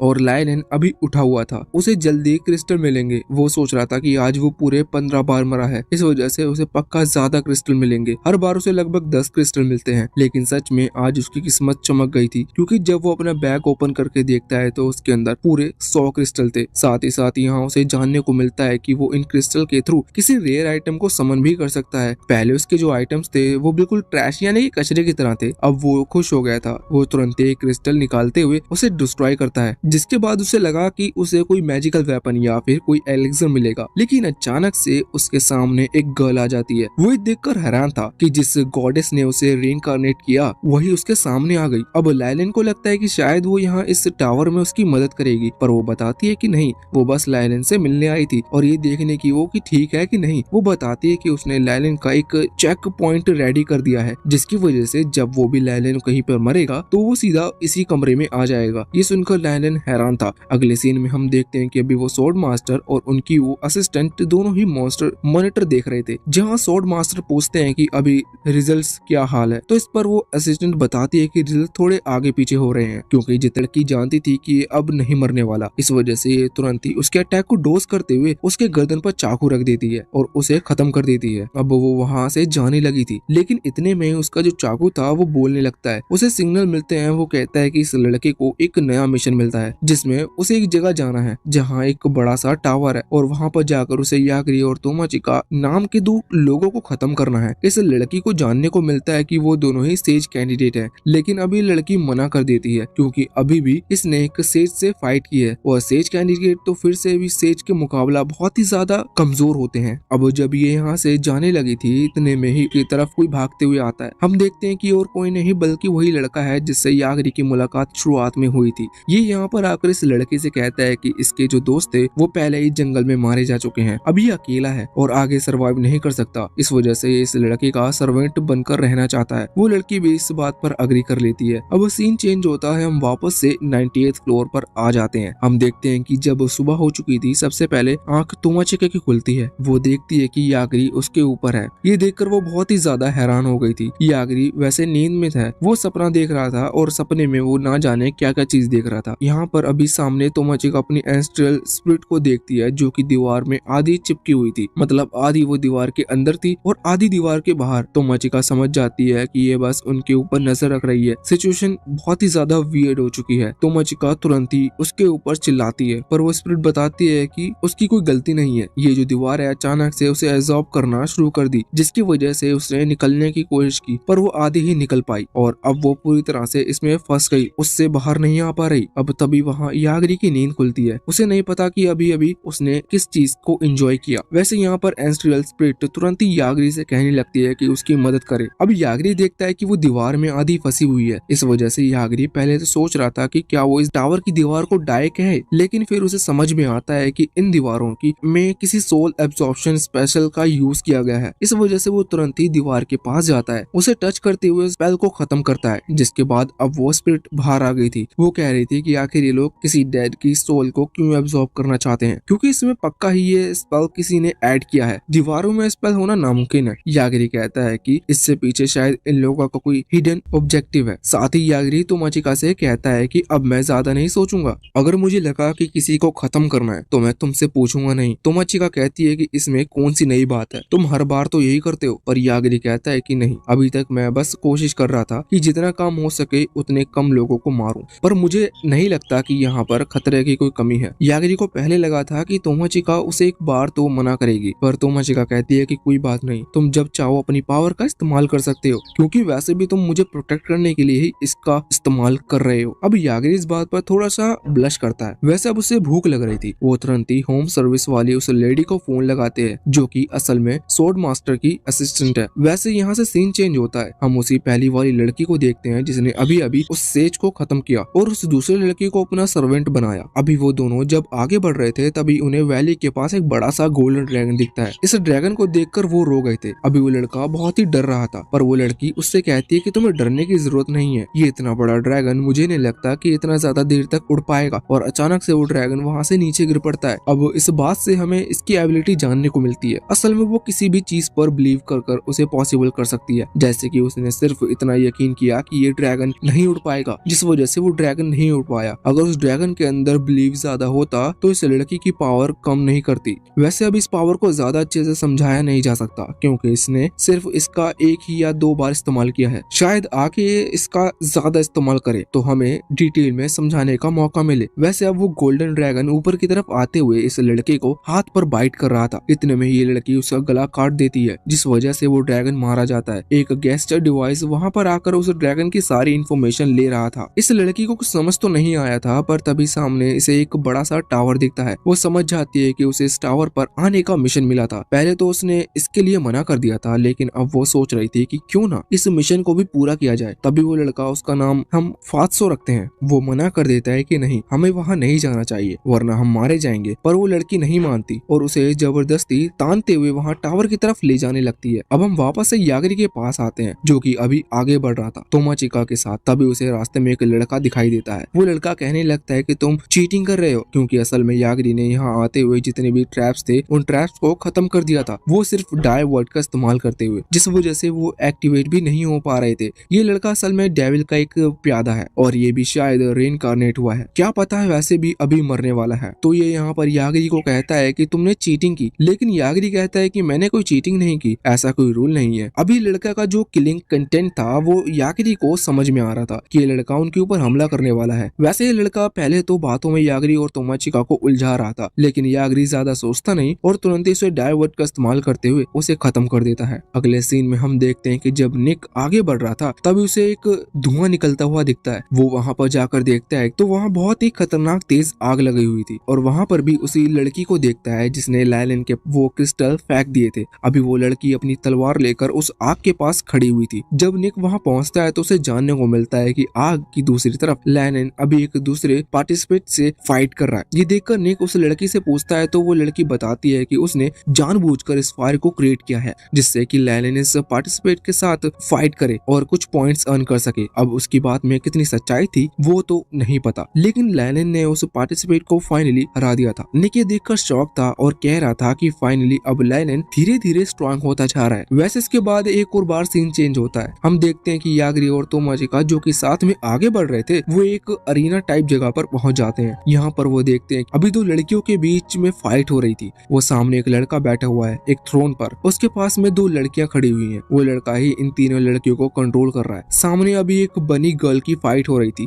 एक दूसरी लड़की से, और ये जो बनी गर्ल है असल में ये उस लड़के की सर्वेंट है जो कि थ्रोन पर बैठा हुआ है। अभी यागरी को इन सब से कोई लेना देना नहीं है और तोमाचिका भी ये नहीं चाहती थी कि यागरी यहाँ पर किसी को खत्म करे। इस वजह से तोमाचिका उससे जबरदस्ती कर रही थी कि तुम इस लड़के को कहो कि हमें यहाँ से जाने दे। अब यागरी यही सेम बात उस लड़की से कहता है कि वो लड़का देखता है कि इन दोनों के टोटल पॉइंट सिर्फ 6 हैं, उससे इनसे लड़के कोई फायदा नहीं होता, पर फिर भी वो सोचता है कि इन्हें आगे क्यों ना जाने दिया जाए। इस वजह से अब वो लड़ाई को रोकते हुए हमें जानने को मिलता है कि वो बनी गर्ल जिससे फाइट हो रही थी वो हाफ डेविल है। अब वो लड़का अपनी तीनों सर्वेंट को आगे भेजते हुए कहता है कि उन तीनों को 3 वर्सेस 3 करना है। अब साथ ही यहाँ पर वो रिवील करता है कि जो बनी गर्ल थी वो असल में उसकी सबसे कमजोर सर्वेंट है, पर उसे तो लग रहा था कि ये लोग कुछ नहीं कर पाएंगे। लेकिन इतने में ही यागरी डाइवर्ट का इस्तेमाल करते हुए पहले उन तीनों को खत्म करता है और इसके बाद चुपचाप तोमाचिका के साथ वहाँ से जाने लगता है। उस लड़के ने हार नहीं मानी थी, वो हमला करने वाला था, लेकिन फिर यागरी फिर से डाइवर्ट का इस्तेमाल करते हुए उसे भी मार देता है। अब जो हाफ डेविल गर्ल है वो वहाँ आगे आती है और यागरी से कहती है कि क्या तुमने इन्हें मारा, जिस पर यागरी हाँ करता है। अब यहाँ पर वो लड़की अपना नाम थियो बताती है और अब ये भी बताती है कि वो इस टावर में इस टेस्ट को देने के लिए नहीं आई है, बल्कि उसके कुछ लोग और उसकी सिस्टर इस टावर में कहीं घूम हो गए हैं। वो यहाँ पर आए थे लेकिन अब उनका नहीं पता कि वो कहाँ पर हैं। वो उन्हें ही ढूंढने के लिए यहाँ पर आई है और इसमें वो यागरी और तोमाचिका की मदद मांगती है। अब इन दोनों को प्रॉब्लम नहीं थी, लेकिन थियो पहले ही बता देती है कि अगर वो उसकी मदद करेंगे तो इसका मतलब कि वो स्वॉर्ड मास्टर के खिलाफ जा रहे हैं, क्योंकि उसके हिसाब से ये सब स्वॉर्ड मास्टर कर रहा है। इस पर यागरी और तोमाचिका को अभी भी कोई प्रॉब्लम नहीं थी। तोमाचिका बताती है कि हम इस टावर में बहुत तोड़फोड़ करके आए हैं और हम स्वॉर्ड मास्टर के एनिमी ऑलरेडी बन चुके हैं। अब थियो खुशी थी कि ये दोनों उसका साथ देंगे। वैसे अब यागरी पूछता है कि आखिर हम ढूंढे कहाँ, क्योंकि हम ऊपर से आ रहे हैं, तब तो हमें कोई नहीं मिला। तो इस पर थियो कहती है कि मुझे मेरी सिस्टर की एनर्जी अंडरग्राउंड नीचे के रास्ते से आ रही है, वो जरूर वहीं पर कहीं होंगी। अब यागरी और तोमाचिका वहाँ आगे बढ़ने वाले थे, लेकिन इतने में ही वहाँ पर निक, लायलन और वो दूसरी लड़की एरिका वहाँ पर आ जाते हैं और इसके बाद अब वो सभी लोग साथ में आगे बढ़ते हैं। अगले फ्लोर पर आने के बाद हमें जानने को मिलता है कि अभी वो जहाँ पर हैं उसके ऊपर जितने भी फ्लोर थे उन पर एक बैरियर था जो कि बैरियर 1 है, और यहाँ से नीचे जितने फ्लोर है उन पर दूसरा बैरियर है जिससे वो लोग बैरियर 2 कहते हैं। अब यहाँ पर आने के बाद वो सभी देखते हैं कि अभी जितने भी लोग इस टावर के हाफ क्लियर करे हैं वो वहीं पर खड़े हुए थे, क्योंकि उनके सामने स्वॉर्ड मास्टर थे जो कि उन्हें अब यहाँ से आगे बढ़ने के लिए कुछ इंस्ट्रक्शन देने वाले थे। लेकिन तभी वहाँ पर कुछ क्लोन्स गर्ल्स आती हैं और वो स्वॉर्ड मास्टर को बताते हैं कि ऊपर के बैरियर पूरी तरह से बंद हो चुके हैं और नीचे वाला बैरियर भी सही तरीके से काम नहीं कर रहा। वैसे हमें पता है कि ऊपर वाले बैरियर को तो यागिरी ने ही डिस्ट्रॉय किया था, क्योंकि वो बैरियर एंस्ट्रियल स्प्लिट को अपनी तरफ खींच रहा था। अभी स्वॉर्ड मास्टर सोच रहे थे कि आखिर ऐसा क्यों हो रहा है, लेकिन इतने में ही एक बहुत ही तेज धमाके की आवाज आती है। सभी लोग हैरान थे और जैसे ही सभी लोग अपनी आंखें खोलते हैं तो वो देखते हैं कि जहाँ पर वो खड़े हैं उसके ऊपर जितनी भी टावर का हिस्सा था वो गायब हो चुका है, उसे किसी ने डिस्ट्रॉय कर दिया। तभी वहाँ पर एक लड़का आता है जिसने ये सब किया था। वो कहता है कि मुझे लगा कि एक बार की हमले में ये पूरा टावर डिस्ट्रॉय हो जाएगा, लेकिन शायद तुम लोग ने यहाँ पर हर फ्लोर पर अलग अलग बैरियर लगा रखे हैं। यहाँ पर स्वॉर्ड मास्टर उसे देखकर कुछ ज्यादा ही हैरान लग रहे थे। वो मन में सोच रहे थे कि मुझे पता है कि ये दिन जरूर आएगा, लेकिन ये इतनी जल्दी आएगा ये मैंने सोचा नहीं था। इसके बाद वो सभी से कहते हैं कि तुम लोग को मेरी मदद करनी होगी। अगर हमने इस लड़के को नहीं हराया तो ह्यूमैनिटी पूरी तरह से खत्म हो जाएगी। सभी लोग मदद करने के लिए तैयार थे और दूसरी तरफ हम यागिरी, तोमाचिका और थियो को देखते हैं जो कि वहाँ से भागने की कोशिश कर रहे थे। तभी तोमाचिका यागिरी से पूछता है कि हम भाग क्यों रहे हैं, हमें उनकी मदद करनी चाहिए। पर इस पर यागिरी कहता है कि नहीं, ये हमारा काम नहीं है और वैसे भी अगर मैंने इनकी मदद की तो सबका टेंशन मेरे ऊपर आ जाएगा और मैं ऐसा नहीं चाहता। यहाँ लैलन भी अभी इन तीनों को भागते हुए देखता है। वो भी कहने लगता है कि हमें भी यहाँ से चलना चाहिए, पर इस पर निक कहता है कि नहीं, हम यहाँ से पीठ दिखाकर नहीं भाग सकते, हमें स्वॉर्ड मास्टर की मदद करनी होगी। इस तरफ हम देखते हैं कि अभी वो लड़का जिसने अभी अभी इस पूरे टावर को डिस्ट्रॉय किया है वो अपनी थंडर पावर से यहाँ सभी को खत्म करते जा रहा था और उसकी एक ही अटैक की वजह से वहाँ पर एक एक करके सभी लोग मारे जाते हैं जो कि यहाँ पर स्वॉर्ड मास्टर बनने के लिए आए थे। ये देखते हुए अब एरिका अपनी वो जादुई छड़ी को आगे करते हुए हमला करती है। उसका अटैक वैसे तो पावरफुल था, लेकिन वो लड़का उसे बहुत ही आसानी से एब्सॉर्ब कर लेता है। साथ ही हम देखते हैं कि उस लड़के के पीछे भी एक और लड़का है, वो सामने आता है। यहाँ पर वो क्लोन गर्ल स्वॉर्ड मास्टर को बताती है कि ये कोई मामूली लड़का नहीं है, इसके पास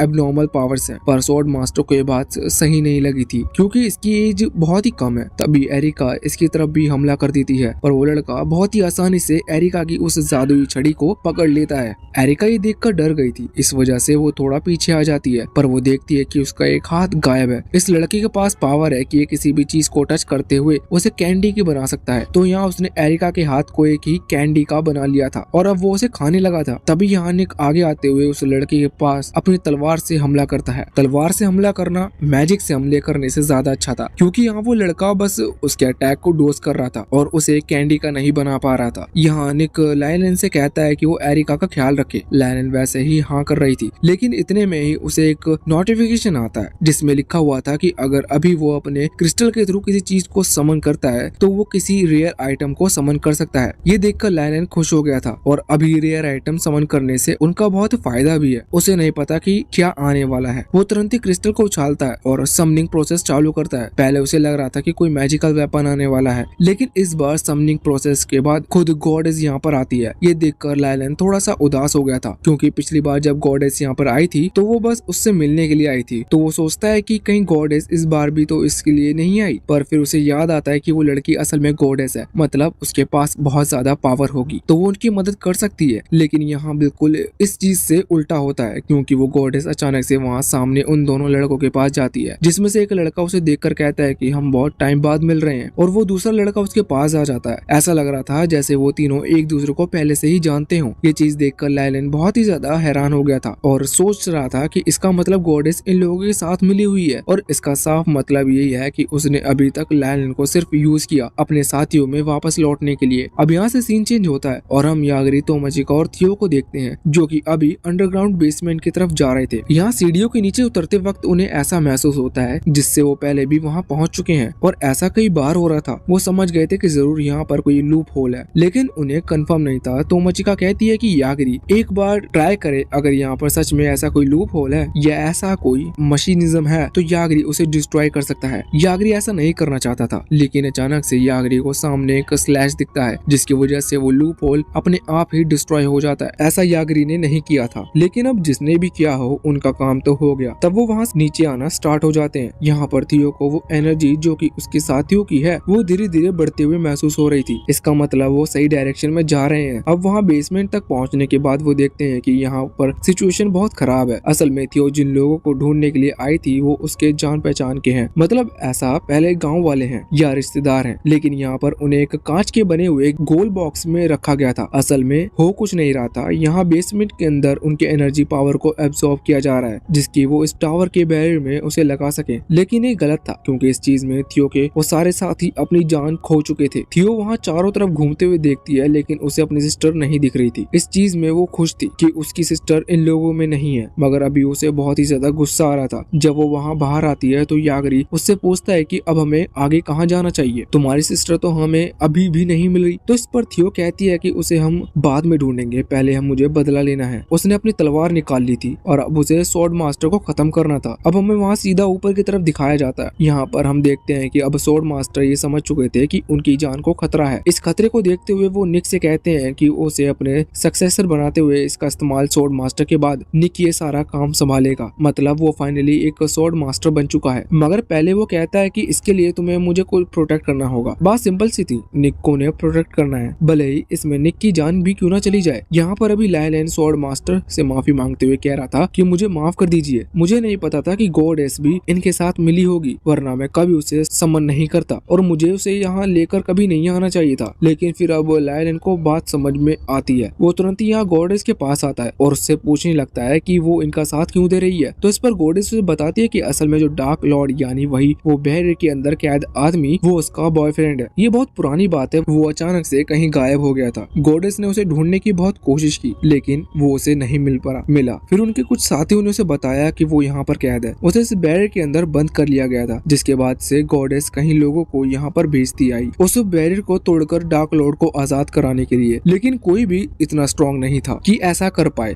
उनके रास्ते में कई सारी रुकावटें थी, लेकिन गॉडेस ने किसी तरह से उन्हें खत्म कर दिया और फिर उसे लायलन के बारे में पता चल चुका था। इस वजह से उन्होंने लायलन का यूज किया यहाँ तक आने के लिए। ये देखकर लायलन और ज्यादा डिप्रेस हो चुका था। वो जानता था कि वो उसका लुक बहुत ही बुरा है, लेकिन उसे नहीं पता था कि उसका लुक सच में इतना ज्यादा बुरा है। अब यहाँ गॉडेस अपनी मैजिक पावर से उसे बड़े से बैर जिसके अंदर वो डार्क लॉर्ड कैद है उसका कोर वहाँ पर निकालती है। तभी वहाँ पर यागरी, तोमचिका और थियो तीनों ही आ गए थे। वो देखते ही सामने गॉडेस के हाथ में वो कोर है और वो जैसी अब वो उसे प्रेस करती है वो उसे डिस्ट्रॉय करते हुए तो यहाँ पर बड़ा सा बैरियर डिस्ट्रॉय हो जाता है। बैरियर के डिस्ट्रॉय होते ही वो होली नाइट जिसने किया अभी डार्क लॉर्ड को पकड़ रखा था वो आजाद हो चुकी थी। यहाँ पर गॉडेस को लगता है कि अब वो फाइनली अपने बॉयफ्रेंड से मिल पाएगी, लेकिन तभी डार्क लॉर्ड अचानक से हवा में से नीचे गिर जाता है। किसी को भी ये देखकर कुछ भी समझ नहीं आया था, सभी बहुत ही ज्यादा हैरान लग रहे थे। लेकिन इतने में ही वहाँ पर वही मशीन टाइप की डिवाइस आती है जिसे हमने उस एरिकन ड्रैगन की मेमोरीज को चुराते हुए देखा था। वो यहाँ पर आकर अचानक से गॉडेस के ऊपर हमला कर कुछ मेमोरीज कैप्चर कर लेती है और वहाँ से उड़कर चली जाती है। अब इसके बारे में किसी को कुछ समझ में नहीं आया था। यहाँ गॉडेस नीचे गिर चुकी थी। वो दोनों जो साथी थे वो अभी उसे देख रहे थे, लेकिन गॉडेस मरने वाली नहीं, क्योंकि वो एक गॉडेस है। इतने अटैक से वो नहीं मर सकती। पर अभी उसे बड़ा सदमा लग गया था उसके बॉयफ्रेंड के मर जाने के बाद। इसकी वजह से उसे गुस्सा आ रहा था। दूसरी तरफ हम अभी उस लड़के को देखते हैं जिसने सारा बैरियर डिस्ट्रॉय किया था और टावर को डिस्ट्रॉय किया था। वो यहाँ इतना गुस्सा था कि उसने अपने साथियों को वहाँ बुला लिया था और वो पूरी तरह ह्यूमैनिटी पर हमला कर सभी को खत्म करने वाला था। दूसरी तरफ हम देखते हैं कि अब जब ये पूरा गोल सर्कल यानी कि वो बैरियर डिस्ट्रॉय हो रहा था, इसी दौरान थियो ने आगे बढ़कर अपना बदला ले लिया था। उसने स्वॉर्ड मास्टर की गर्दन अपनी तलवार से उड़ा दी थी। इस तरफ जब वो लड़का अपने साथियों के साथ अब सभी के ऊपर हमला करना शुरू करता है तो वो दूसरी तरफ यागरी, तोमचिका और थियो से कहते हैं कि वो दोनों उसे पकड़ लो। वो दोनों उसे पकड़ लेती हैं, जिसके बाद यागरी एक ही साथ उन सभी लोगों को खत्म कर देता है। जितने भी हवा में उस लड़के के साथी थे वो सभी नीचे गिरने लगते हैं। अभी उस गॉडेस और बाकी वो दोनों लड़के बचे हुए हैं। यहाँ पर तोमचिका को एक चीज समझ में नहीं आई थी। वो पूछती है कि आखिर तुमने हमें पकड़ने को क्यों कहा, तुम्हारी पावर नॉर्मल है, मतलब उससे तुम्हें कमजोरी फील नहीं होती। यागरी कहता है कि और कुछ बात नहीं है, बस मैं प्लॉट फील करना चाहता था। वैसे अब तभी थियो कहती है कि हमें इस गॉडेस का भी कुछ करना होगा। असल में गॉडेस पागल हो चुकी थी, वो अपनी पावर रिलीज कर रही और वो भी बिना देखे। लेकिन यागरी कहता है कि ये हमारे ऊपर हमला नहीं कर रही है, इस वजह से हमें इसे नहीं मार सकते और मैं इसे मारना भी नहीं चाहता। दूसरी तरफ हम देखते हैं कि अभी वही लड़की जिसे हमने पिछले पार्ट में देखा था वो फात्सो के साथ यहाँ पर आ चुकी थी। वो यागरी को ढूंढते हुए आई थी, लेकिन उसे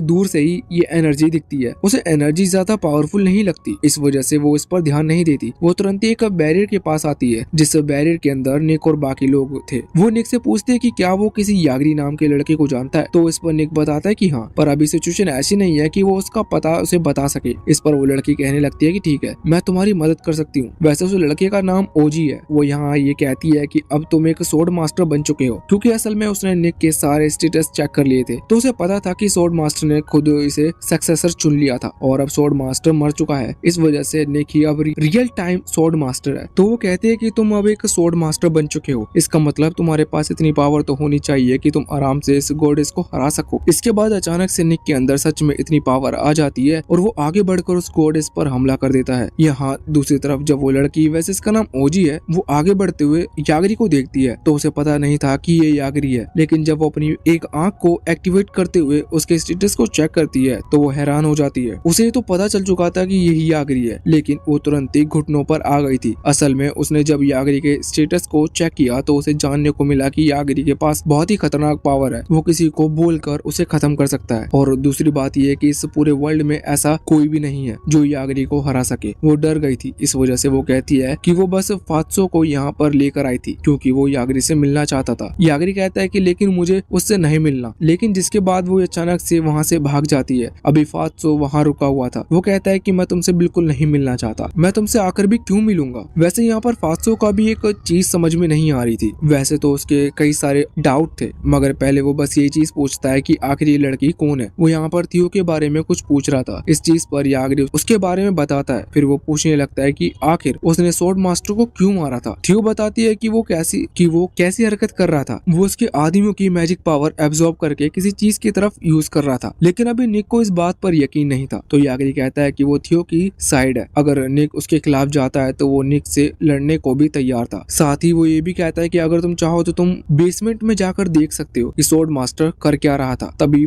निक मन में सोच रहा था कि यागरी कह रहा है कि वो उसने लड़ाई करने को तैयार है, जबकि यागरी के पास कुछ भी पावर नहीं है और इतने टाइम से उसने यागरी को भी कभी लड़ते हुए नहीं देखा। पर इतने में ही वहाँ पर होली नाइट आ जाती है, जो कि वो डार्क लॉर्ड के साथ बैरियर के अंदर कैद थी। वो यहाँ पर आकर निक को बताती है कि यागरी हम सब में सबसे ज्यादा पावरफुल है और उसी ने डार्क लॉर्ड को खत्म किया है। यागरी के पास ऐसी पावर है, वो किसी को भी डाइवर्ट का इस्तेमाल करते हुए उसे खत्म कर सकता है। ये सुनकर निक बहुत ही ज्यादा हैरान था और अब जब वो खुद होली नाइट ये चीज कह रही थी तो उसे पढ़नी पड़ती है। वैसे यहाँ पर यागरी और तोमचिका अभी बात कर रहे थे कि इन्होंने अभी तक थियो की सिस्टर को नहीं ढूंढा है। थियो कहती है कि मैं अभी भी इसे ढूंढना चालू रखूंगी। यहाँ पर वो अपनी सिस्टर का नाम भी बताती है, जिसे सुनकर यागरी कहता है कि इससे तो हम शायद पिछली सिटी में मिल चुके थे। तोमचिका भी इस पर हाँ करती है, लेकिन अब वो उसे सिटी में जाने को कहते हैं। इसके बाद अभी लोग वहाँ रॉयल कैपिटल की तरफ निकलने लगे थे। लायलन उन्हें जाते वक्त 2 क्रिस्टल देता है और कहता है कि ये तुम्हें काम आएंगे वहाँ पर एंट्री लेने में। क्रिस्टल उसके नॉर्मल क्रिस्टल की तरह नहीं थे। अब यहाँ से सीन चेंज होता है और हम से सियोन को देखते हैं। यहाँ पर अभी उसका एक साथी वहाँ पर आकर उसे बताता है कि उन्होंने ओजी को वहाँ भेज दिया था, लेकिन ओजी ने अचानक से मिशन कैंसिल कर दिया। वो कहता है कि शायद ओजी यागरी से डर गई। ये सुनकर सियोन हैरान थी क्योंकि ओजी ने आज से पहले कभी किसी भी